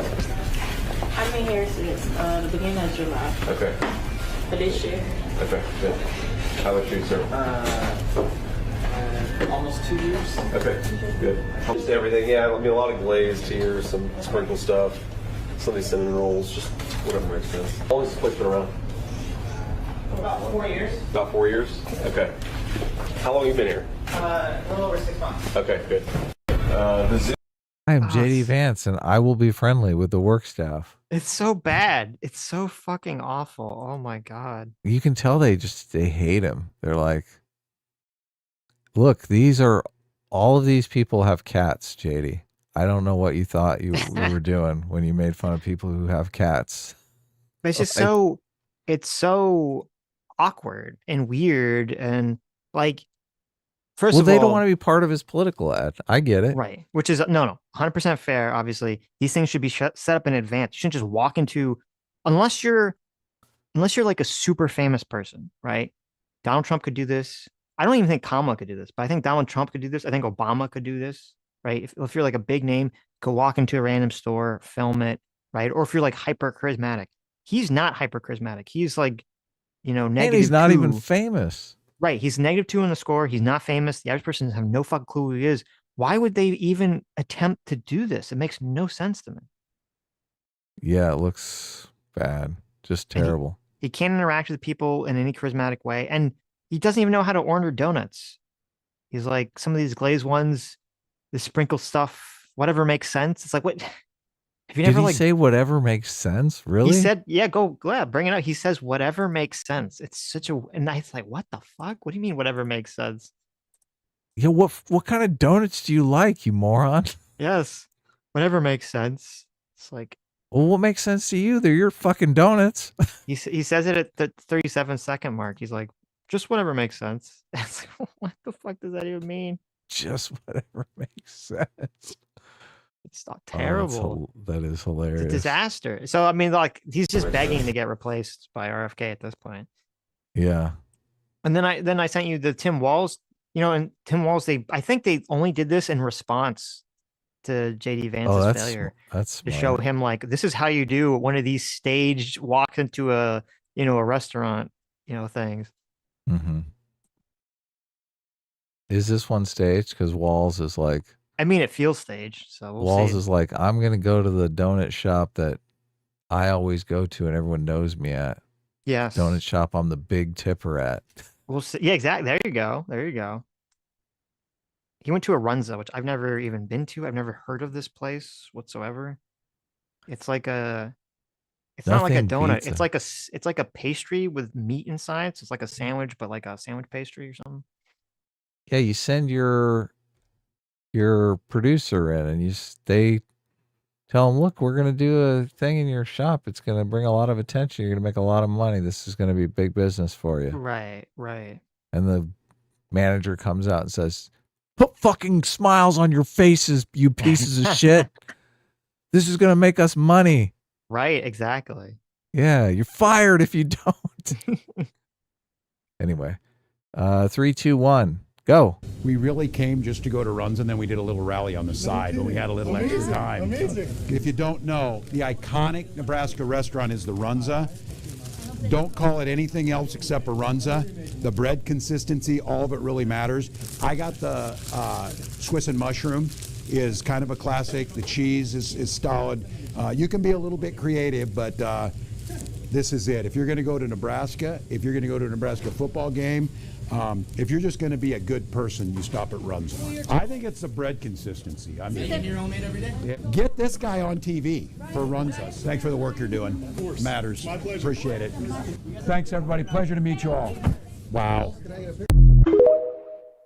Yeah, Look at that's that. right. He Top goes tier in. propaganda. Okay. He goes in, he's like, look, I'm going to sell the shit out of your bread. This bread is going to be being ordered online across the country. Look at this product placement here. Oh, yeah. That thing looks delicious. Can I order that online, Sitch? How far is that from my house? Well, do you live in Nebraska? I feel like it's pretty far. Look, we have Uber Eats. There you go. It's a pretty hefty tip on Look, that one. $7,000 for your Runza. Look, yeah, no, this is how it's done. This is how it's done. You tell the workers, you're like, you don't belong working here. You need to be You need to be an actor in Hollywood. You're amazing. You have, but look, like, listen, like the way this is framed is so much better. So you have obviously like the Tim Walsh thing seems like it was obviously planned, produced. He knew what he was gonna. He knew he was gonna go on this fucking stupid spiel about like this Runza sandwich thing beforehand. It's Right. edited, so it's not just like this weird JD Vance clip of him awkwardly ordering donuts.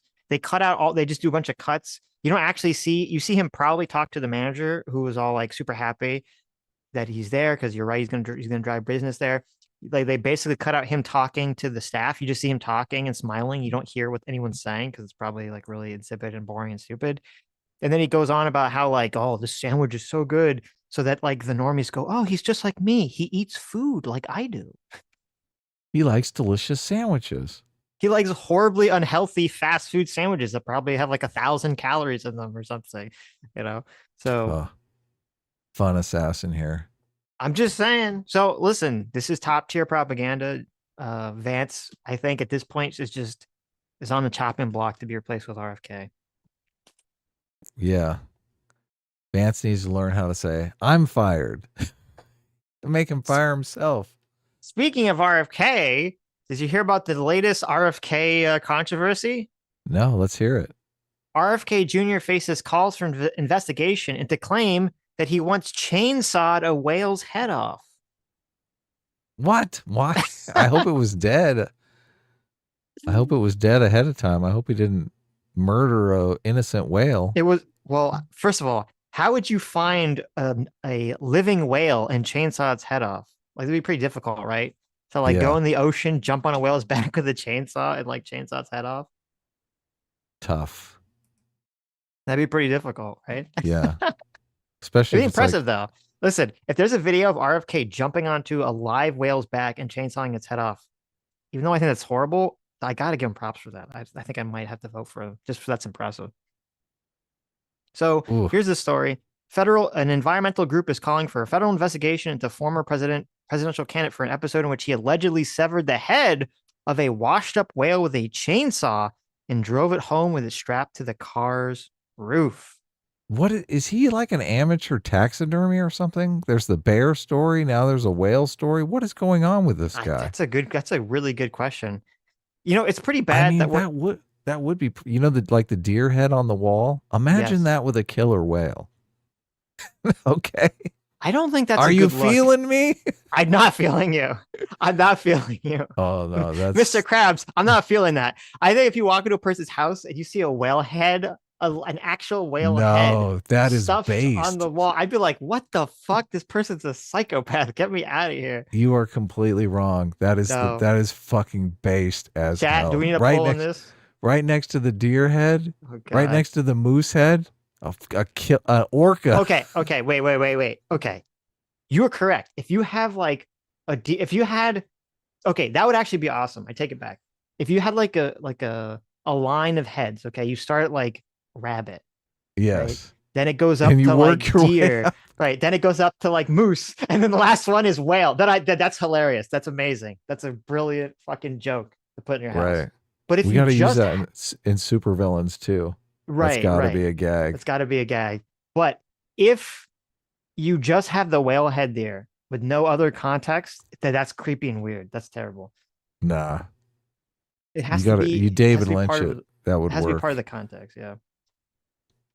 Okay. The latest grisly revelation about the whale head is not particularly new. It stems from a 2012 interview.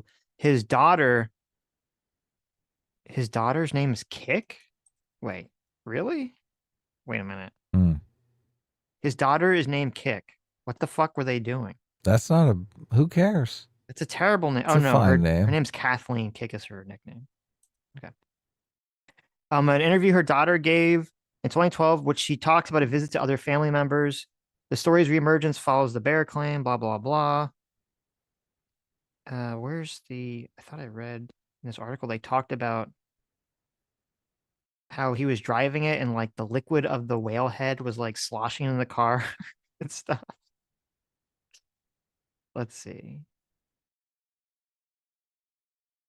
Describing her father's fascination with animal skulls and skeletons as eccentric environmentalism. She tells how the whale washed up on a beach and he sped to the scene. He ran down to the beach with a chainsaw and cut off the whale's head and then bungee corded it to the roof of the family's minivan for the 5-hour haul back. Every time we accelerated on the highway, whale juice would pour into the windows of the car, and it was the rankest thing on the planet. We all had plastic bags over our heads with mouth holes cut out, and people on the highway were giving us the finger, but it was just a normal day-to-day stuff for us. All right, how do you feel about that? I wasn't paying attention. I God, got piece of sidetracked. shit. I'm sorry. You total piece of shit. Reed Nice Wonder just sent me a link to the street epistemology thing that I did with, oh God, it's been Peter so Boghossian? long. Yeah, Peter Boghossian. Oh, nice. I guess it goes up on Friday. So his kid told a story. She made it up or what? No. He took the whale head, he sawed it off with a chain, or he cut it off with a chainsaw. He tied it to the roof of the car with bungee cords going through the window, so they had to keep the windows down. So when they're driving, the liquid from the rotting carcass of the whale would go and slosh into the car with them. As it would, of course. And it smelled so bad that they had to put plastic bags over their heads with little mouth holes, just so they could like. Oh well, this is endearing. This is How like is a family this is like outing. an insane story. What the fuck? This is disturbing. Does it get to what they actually did with the whale head or what? Not in this. It doesn't say, no. Oh, damn it. So this is like, remember how Romney got into all this trouble because he put the dog on the roof of the car? I do remember. Was Okay, that so now- even true though? It was true, yeah. Oh, I believe it was okay. true. He never denied it. So now we have the whale head on the roof of the car story. How embarrassingly bad is it for JD Vance? He's so bad at this that we're talking about what an amazingly good move it would be for Trump to replace him on the ticket with a guy who drove with a dead whale head on his car, sloshing its decomposing juices into like the car, getting his family covered in dead whale juice. And we're like, that's the guy that'd be much better for the VP than JD Vance. Look, I'm down with the whale story though. I find nothing offensive about it. So it sounds like an endearing family story to me. That to me sounds like, oh my God, my fucking dad's such a piece of shit. He's subjecting me to this. This was a 5-hour drive. I can't That's the imagine. kind of thing dads do though. Oh my God. I'd be Well, like, your dad didn't do shit like that to you? My dad never subjected me to a 5-hour drive with a rotting whale head on the roof of the car that made me want to die. No, fortunately. Oh God, my dad would do all Jesus. kinds of crazy shit like that. That is terrible. What did he He'd do? get And me you're up at right. like, What he'd get what me up happened? at 4 a.m. and go, "We're going fishing." That's completely different. That's I'm a like, normal. it's raining outside. Yeah, it's a great time to fish. That is a normal father. Like, you're gonna build character. We're gonna go wake up early and do outdoorsy thing. That's not just tying the roof, not tying a dead, decomposing whale to the roof of your car and sloshing your family with its decaying juices, with its rotting, fucking disgusting juices as you drive back for 5 hours. And what did they even do with the fucking head? We don't know. I want to know what happened to this fucking whale I know, head. that's all I care about. All I care about. This story has to end with that whale head on a wall in a den somewhere. But see, like, why even do this if you're not going to mount it? Well, that's the worst part. What if he didn't do anything with it? So they subjected the family to that car ride for nothing? Yeah. Terrible. I do think it's ridiculous that they're like, we should investigate. Like, who gives a no one cares. This happened in 2012. Yeah, no one It is does just care. weird. Look, I might vote for RFK now that I know this story. Yeah, you like this. This is a good story. Interesting. I do actually. Fast and Bulbous for $5 has been living under a rock. I was today years old when I learned what Bill Clinton did to Ricky Ray Rector in the middle of his campaign. Garbage human. Who was that? I don't even know what that's in. What did he do to Ricky? What does that even mean? Was that a super chat? Who was it? That was a super chat. Yeah. Fast and Bulbous. Fast and Bulbous. All right, I'm all caught up. Let's see. Who is this? Bill Clinton did. Oh. Ricky Ray Rector was an American convicted murderer who was executed in 1981, murder of police officer Robert Martin in Conway, Arkansas. After killing a man in a restaurant and fleeing, Rector spent 3 days on the run before he agreed to turn himself in. However, instead of giving himself up, he shot the police officer who had negotiated his surrender in the back. He then shot himself in the head in a suicide attempt. That's horrible. What does that have to do? And Bill Clinton did this? That doesn't seem like a Bill Clinton thing. What does that do? I don't remember Bill Clinton ever doing anything like that. Role in the 1992 presidential campaign. In 1992, I'll be right back. 1992. Oh, when he shot himself. Wait, when he shot himself in the head, he didn't die. Oh, that's interesting. So he shot the police officer in the back, then he shot himself in the head, but didn't die. It says the attempt effectively resulted in a lobotomy. That's weird. In 1992, Bill Clinton was insisting that Democrats should, quote, no longer feel guilty about protecting the innocent, and indicated his support of capital punishment.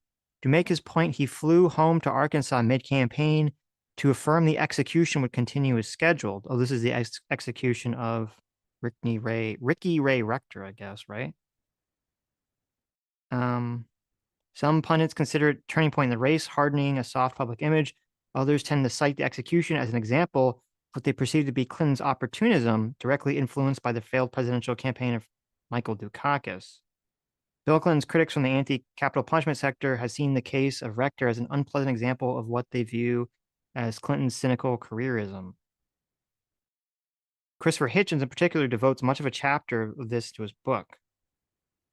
Well, I mean, obviously it's a political move to do this, but like, who cares? This guy should die, right? He literally killed someone and then shot a police officer in the back. Why would you, like, what was that? What's the issue there? Why were people thinking that he should be not executed? I'm back. Rector was executed by lethal injection. It took the medical staff more than 50 minutes to find a suitable vein. Blah, blah, blah. Don't you hate that? Yeah. When you're waiting to get killed and they keep fucking around looking for veins. Jeez. Why did they not want him executed? I still don't understand why people didn't want him executed. Who knows? What's the okay, I don't know. Seems like this guy's 100%. I don't have any problem with this guy being executed. He sounds like a piece of shit. Good. It says when he tried to kill himself, he destroyed his own frontal lobe with a bullet, but survived the surgery and then was put on trial. His defense attorney argued that he was intellectually impaired and not competent to stand trial. Yeah, but wait a minute.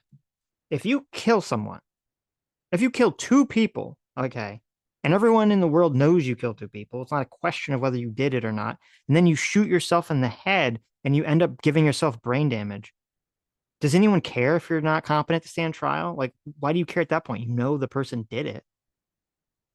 Like, when they talk about being like mentally incompetent to stand trial, isn't it usually because it's like, okay, well, the person had some sort of intellectual disability when they committed the crime, so that they shouldn't be held accountable to it the way you would hold accountable a normal person, right? Isn't that I thought that was the thought process behind these sorts of legislation, these sorts of ideas. Well, you could say they're not competent to defend themselves too. So, well, who cares? We know they did it. What are you supposed to do? We know they did it. It's not like a question of whether they did it or not. Right. I don't care. I don't know. Fry him. Salty Trisket for $5 says MAGA people will be like, quote, liberals don't understand basic economics, and then unironically push for the tariff tax. Yeah, that seems like a real bad idea, at least in terms of fighting inflation. It seems like a really bad idea. I don't know if you... I have mixed feelings about tariffs, though, because I think obviously we should put Americans before other people, so foreign nationals. And tariffs are designed to have some leverage over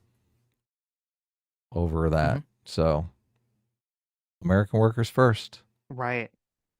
There was I know some people were mad, like didn't agree with it. There was, I think JP Morgan came out with a statement that they were claiming that the US did better post-COVID dealing with inflation than all the other countries. Did we? Nice. According to them, though, I don't know if that accounts for. People were saying this could be true. That could. They had some, data to back it up. I don't know if that accounts for the revised job revision numbers, being wrong. So they're being off by like 800,000. So that could change things. Did I send you a video? So I saw one of the guys I follow did a video on those numbers being inaccurate as well. So on the JP Morgan numbers, the job numbers, I think Oh. Ostercy super chatted that they were like, it is. They'll talk about it on CNBC. It is kind of, open secret that the numbers are messed around with. Like nobody is really down with how they calculate the numbers. So, well, the question is it done? Is it done for this like deep state anti-Trump reason, or is there some other reason why the numbers are just not good? I mean, that depends upon how you define deep state. Well, like, okay, the state is doing it because it's for political reasons, because it looks better.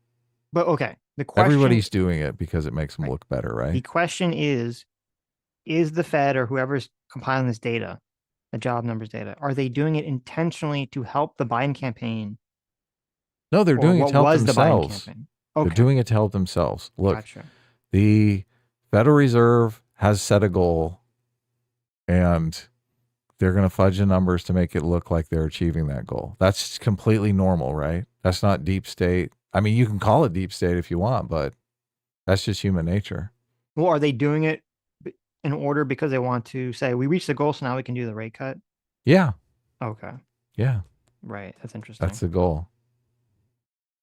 To me, what that sounds like is you have a situation where they know they should do a rate cut, but they know they also said they weren't going to do one until they reach this goal. So instead of just acknowledging that they were wrong, they're like, listen, you're right. We hit the goal. Now we got to do the rate cut. This is every place you ever work, right? Yes. They're like, okay, yeah, it's true. Look, in order to do this, this needs to happen. Well, can we make that happen? Well, we can pretend we made it happen, right? Right. Yeah, and this is, I mean, you're correct. This is every place you've ever worked. Private, government, doesn't matter. The boss says something and then they'll never admit fault because then it makes them look bad. So you have to like fudge things like, oh no, listen, you were right, but we can totally like change direction and still say that you were right. Yeah. So yeah, that's interesting. Ryan Owl for $5 says Trump also mentioned recently he supports nuclear power, which is a plus. Need to come out and say he would legalize marijuana federally too. I don't think he would say that. That'd be interesting. I don't think he would say that. But you're correct. We really need to be pushing the nuclear power button pretty hardcore. Both candidates are in favor of nuclear power, so they need to be. But they really got to be. Unfortunately, push. Unfortunately, if it's not something that distinguishes the candidates, it usually just gets tucked away. Mm-hmm. Right. J-Mac, our circuit father, thanks so much, Daddy J-Mac, for the $20. Says Trump words have way less teeth than most Democrats, though. Not good still. Trump has always been a guts and vibe kind of guy. It's crazy when you talk to TDS types and you actually show them his administrative policy. What's the problem is he totally shoots himself in the foot. So, did you see the combined power of TDS with Destiny talking to Sam Harris? Oh my God. It happened. It finally happened. TDS achieved critical mass and became a black hole. Yeah, I did because I didn't watch the whole thing. I watched like, I don't know, half of it or something. And I was listening to it, and at first, before Destiny comes on, Harris brings up this point about which I thought was kind of a good point. He was saying, we've had for years this whole like Trump, whenever Trump says something, his supporters say like, well, he's joking, it doesn't matter, blah, blah, blah, blah. And that can be leveraged by Kamala supporters equally as well whenever she says something stupid. And I was like, oh, that's very true. It's a good point. And then when he brings Destiny on, it's like, at least the part that I heard, it was so boring. It's so lame because the whole thing is just him asking Destiny, like, how do I argue against Trump people? And I was like, oh God, this is so dull. Like, yeah, the whole thing is just about TDS. That's all it's about. Yeah, it's very uninteresting. I was like, oh. It is great. We should really talk more about the pro-felicity framework because it is so fascinating because, obviously Sam Harris sees himself as like this highfalutin academic. I don't believe that. Like, Sam Harris has published, I think, one paper that he did for his thesis, which was a terrible fucking paper. Like, if you look You've at read it. it? Yeah, of course. Oh, It's like, wow. yeah. So he like he has this image, right? Why is he going to be talking to like some streamer who argues with people on the internet? Well, of course, it's because Destiny has this TDS thing in common with him, right? Mm-hmm. It's like they're bonding over their hatred of Trump. Well, Destiny's got a lot of publicity from the left because he's been doing all these like high profile Of course. debates and things where he's arguing against Trump people, Pierce Morgan, the Israel debate, all this other stuff. So he's making it, and it's interesting because in the beginning of that conversation, Sam Harris even asked him, like, are you going to drop Destiny and just be Steven? And it's funny because it really signals kind of what you're talking about, how like, oh, if you want to like, Sam Harris, I don't want to talk to a person that has like a gamer name, right? Like that's kind of how it felt to me. Of course. Yeah, So exactly. They talk about obviously the January 6th stuff being disqualifying, and they're both they're both dumbfounded by the fact that people are not using this to disqualify Trump. And neither one of them says, okay, well, there's like a constellation of values that go with each candidate and each party and each campaign, right? And nobody wants to say, oh, well, I'm going to throw my values in the trash because of this indiscretion by my candidate. It's so obvious. Be careful. When you say constellation of values, you do not mean constellation of beliefs, right? Well, yes, I do to some extent. Okay. My problem with Destiny using that language is when he points at individuals, because a lot of times it doesn't really apply to individuals. But you can say like conservatism broadly is about these things and liberalism is broadly about these things, right? Mm-hmm. And those are values. Well, so when I talk to most people not on the internet, just before you understand what I'm saying about like. Yeah, no, I'm saying is related to what you're saying. Okay, good. When I talk to most people not on the internet who are very big Trump supporters, and if I tell them about, when they think of January 6th, all they think about is people going in the Capitol building. And that's pretty easy to be like a who cares thing. And if I explain to them the electors thing, they look at me like blank face. They have never heard this before in their life, right? Yeah. The majority of people on both sides probably have never heard about the elector scheme or anything like that. And then the problem is like, because if you want to talk about like disqualifying, obviously, we know that the way people come to conclusions is that they generally have the intuition first and they kind of justify it after the fact. So you have a bunch of people that already have their intuitions and beliefs kind of lined in one direction already. And then you tell them this new information. Are they going to, it's pretty difficult to get someone to change their mind. Right. Yeah. And so then it kind of leads into the whole, well, the election was stolen, the election was rigged, so therefore it's fair. Like you kind of get down that pathway. And so and I think the difference between me and Destiny in terms of him, I understand why him and Sam Harris like get so angry, I should say, about this stuff when people don't accept this stuff, is that I understand that emotion, but I don't see it as being unique to Trump supporters or unique to Republicans or anything. We saw that with the left's like insane response to the BLM stuff. We've been seeing that to the left's insane response with the identity politics stuff. It's just, that's unfortunately just how people react to things. And I feel like you just have to kind of accept some level of it and try to be persuasive and with both groups of people and move forward. Yeah. Yeah. I just, obviously people see they want their values to be represented. Like they're not going to give up on their candidate over this moral indiscretion that the other side is pointing out. Mm-hmm. They play the game too. They're doing it with Walz. They're saying, look, Walz let his Wisconsin burn during the BLM riots. That disqualifies him for president. Mm-hmm. Sure, it does. Look, everyone's disqualified, right? Sure. Well, it's one of the things, and I talked about this before.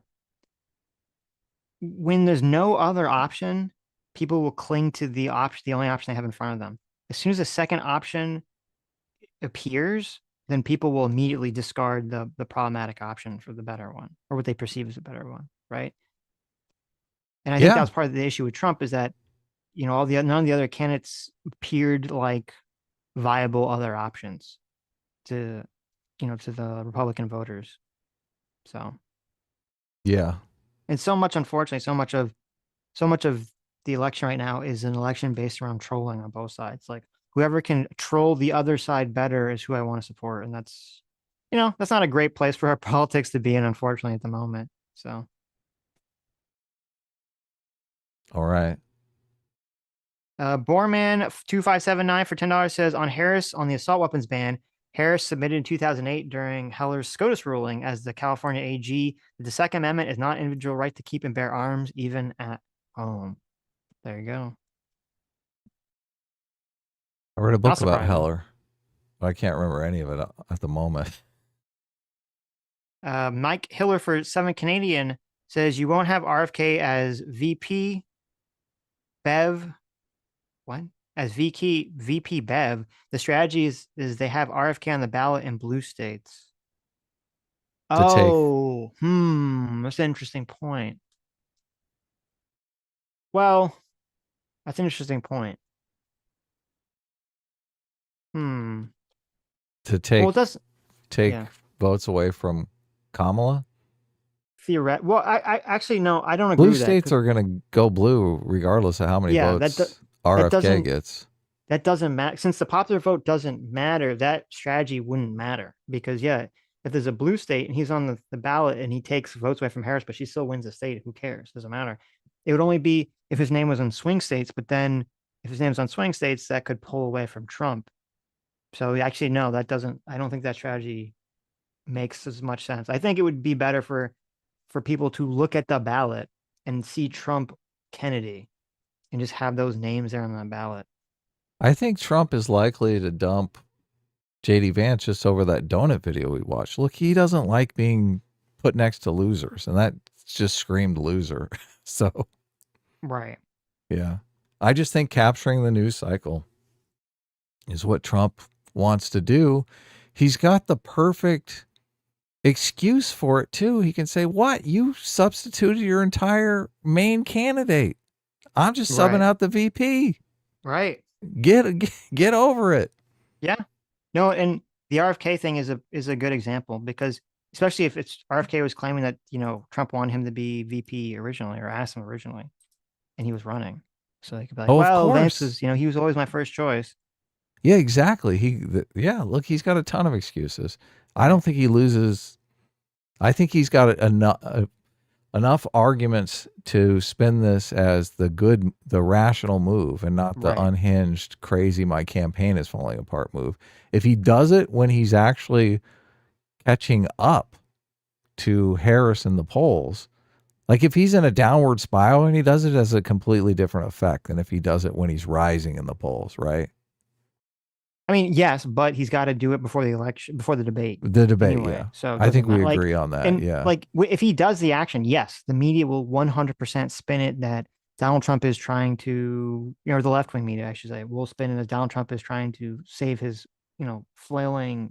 They can't do that though if he's rising in the polls. If he's ahead in the polls, they'll do it regardless of whether it's, makes sense or not. I think it's better to just to ride those waves of that publicity, and you'll still get better publicity by just replacing him with RFK.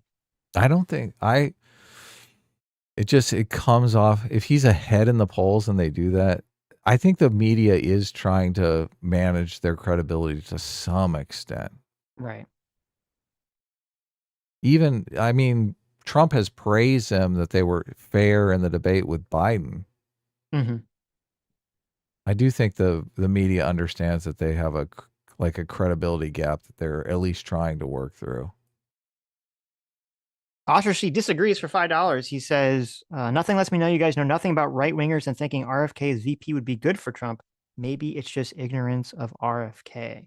So look at, why Ostrich, that's a lot of hubris in that super chat. Like, you are the be all end all. right. understander of He is right the wing. he's the understander of conservatives. We talked about the Vance pick originally, and we said this is a weird pick because generally the point of the VP pick is it's supposed to give you something you don't have, Yes. right? Or the image of something you don't have. And you Yeah. say, okay, what is VP? What does Vance represent? Well, on the ideological level, he represents sort of the base internet further right, who are already going to support Trump. So it doesn't matter. And then what does he represent on like the identity politics level? Well, maybe he represents sort of like the Midwestern vote. And you say, okay, well, maybe that makes a lot like more sense, right? He wants to win Pennsylvania and the Midwest states. But Vance has been completely unable to fulfill that Yeah, because he's he's been underperformed. he's underperformed in every metric. He's been so completely inept at doing that role completely. And so say, okay, well, he's literally not providing the one aspect he was supposed to provide Trump, this sort of Midwestern charm. And Harris kind of snaked Trump on that with Tim Walz, who's much better at playing the sort of I'm the normal Midwestern white folksy, guy. the folksy white guy, exactly. Right. And you put them on a stage together in the VP it's gonna debate. Be obvious. And it's going to be a bloodbath. It's going to be, Vance seeming weird and elitist and not at all like the Midwestern charm that Trump wants. And you're going to have Walz folksying it up. Doesn't matter what he says, right? How does Walz versus RFK look? Well, see, but that's RFK brings something completely different. And that's the thing. It's actually kind of smart because think about it this way. Trump had been preparing his whole campaign to run against Biden. Biden gets swapped out. So none of like the tactics to attack Biden don't necessarily translate one-to-one to Harris, right? And it feels like the Walz pick is a direct one-to-one almost attack on Vance. It's like, oh, you're going to go Midwest? I'm going to go folksy Midwest, and I'm going to do it right. I'm going to get Tim Walz, okay? And he does it. But if you replace Vance with RFK, it's not, then it changes the calculation. It's not, I'm trying to appeal to the Midwestern people. It's, I'm trying to appeal to the kind of moderate undecided, not really on board with the left or right people at all. And that's a small coalition, but it's a coalition that could matter in these swing states. If you can get 2 to 5% in these swing states, that's a huge boon. It's a huge gain. You have to ask yourself this question, Oshasi. If he replaces Vance with RFK, is he going to lose votes from Republicans? Are Republicans going to say, I'm not going to vote for Donald Trump because he got rid of JD Vance? That's hell no. Yeah, that seems like so fucking not happening to me, number one. Number two, is there a possibility that JD Vance being on the ticket is going to get Trump to 3 to 4 to 5% in these swing states? Of course not. Well, RFK could potentially, not necessarily will, but could potentially do that. So from a strategic perspective, it makes no sense that he wouldn't want to replace him. Yeah, and I just want to say, look, he picked Vance. Trump picked Vance when he was winning. He just had the assassination attempt, and he literally did not need anything. He thought, I could pick any VP and everything will be fine. So he did a solid by his kids. He's like, oh, they like this guy, I'll just pick him. Exactly. So yeah, it just makes too much sense to replace him. It's funny because he didn't pick him planning to replace him. Well, but replacing him is the smart move. It really is. Mm-hmm. It really is. It draws attention. Like it brings the media attention to RFK that RFK was seeking during the campaign and didn't get the media attention that was denied him by the Democratic Party. I mean, Trump looks like a fucking hero. He does. And, you have RFK can kind of do this whole I'm anti elites on both sides thing, which is what Trump wants to be his That's what he brand wants. anyway. Yeah. Yes. It puts Kennedy next to Trump's name. Right. Like Kennedy is just, I mean, it's a historical name. Yep. Yeah. So, Death by Sloth for $2 says, I'm from Nebraska. Runza is top tier fast food. Well, there you go. JMac, our surrogate father for $10. Thank you so much. Says justice cringe so fake. Put me in, coach. I can actually act. There you go. Actually, someone sent me. Maybe I'll watch it. We're putting the watch together. Someone sent me Donald Trump at Chick-fil-A, so we can compare that and see how that goes. Fosimo for 2 hours says you should watch Destiny's Schizo arc Kino edits. All right, I'll check it out. That's what made me think of the Sam Harris thing. Oh, really? Yeah. Is it this like 12, 13-minute video? 13-minute video? Electro for $20. Thank you so much, Electro. Says S-Class is best class. Adam slipped Sunday and I was able to figure out his age somewhat. He's either 1 year younger than my day or 1 year younger than my mom. Oh, dad. He's either 1 year younger than my dad or 1 year younger than my mom. There you go. You slipped, Adam. No, I didn't. Look, everyone knows my age. We just don't talk about it because I'm so close to death that everyone is on pins and needles here. Okay. Well, maybe, okay, we'll watch the Trump thing tomorrow, maybe. Okay, cool. Meta Rules 81 for $10 says I pay tax on unrealized gains on my mutual funds, not stocks. Value at the end of the year, value at the end of tax year, less value at the end of previous year's taxed as ordinary income. Gain is added, loss is reduced. See IRS Form 8621. Wait, why do you do that? What? Why Yeah, do you I don't do know. that? You're not supposed to. Wait, the average person doesn't do that, right? I don't pay do taxes that, on no. unrealized gains on any mutual Yeah, funds. you don't pay till you sell, obviously. And it's a different capital gains tax if you sell within a year or if you hold the stock for over a year. So I don't know what you're talking about. I'm confused. Christoph Keating for €5. Thank you so much. Says 50 minutes looking for a vein. A goal. A guillotine is fast and efficient. There you go. Super Stealthy Pancake for $10 says, hey, my favorite audience captured fascist. Saw you were streaming, so I thought I'd throw you a few dollar bills. Now I must play Dungeons and Dragons, A-Team reigns supreme, and S-Class is okay. Wow. Wow, nice. Thank you. You just made my day. Ace for $5 says, I have my issues with Sam Harris during that podcast, but he's my guy. Don't hate on him, Adam. Oh, don't hate on him, Adam. I feel about him the same way you guys feel about JP. That's fair. That's totally fair. That's cool. I used to like Sam Harris a lot too. So he had that, I forget, he had that really good, like way back in the day that like, I forget who it was. He was talking to some black comedian and he was kind of going over wokeness and the comedian was like very mad about it with him. RBGH fan for $5 says, is Vance worse than the guy that said, quote, there's no guarantee to free speech on misinformation or hate speech, especially around our democracy? Well, in terms of like propaganda and ability to perform, he's definitely worse than Tim Walz, who said that. Yes. And I believe Tim Walz was saying that in relation to COVID misinformation on Twitter. I don't remember exactly what the context of that statement was, which is obviously not a very good statement. And will probably come up in the debate or in some sort of interviews if he ever does interviews either. But he definitely knows how to play. Tim Walz, despite the fact that he's probably lying about a bunch of shit, he definitely knows how to play the politician game much better than JD Vance does. So we'll see. We'll see. Anyway, I guess I don't know when the vice presidential debate is. So I guess he's like mid-late September. So if the debate actually happens on September 10th, we're looking for Trump to mix it up before September 10th. So in the weeks to come. Right. All right. Anyway, see you guys tomorrow. We'll watch the Trump at Chick-fil-A. There was a Hassan clip I wanted to clip out and watch, but I got food poisoning last night, so I wasn't able to do it. So maybe I'll do it today. Uh-oh. So yeah, if you guys want to DM anything to us too, my DMs are open on Twitter. So right. All right. Take care. Great show. Bye-bye.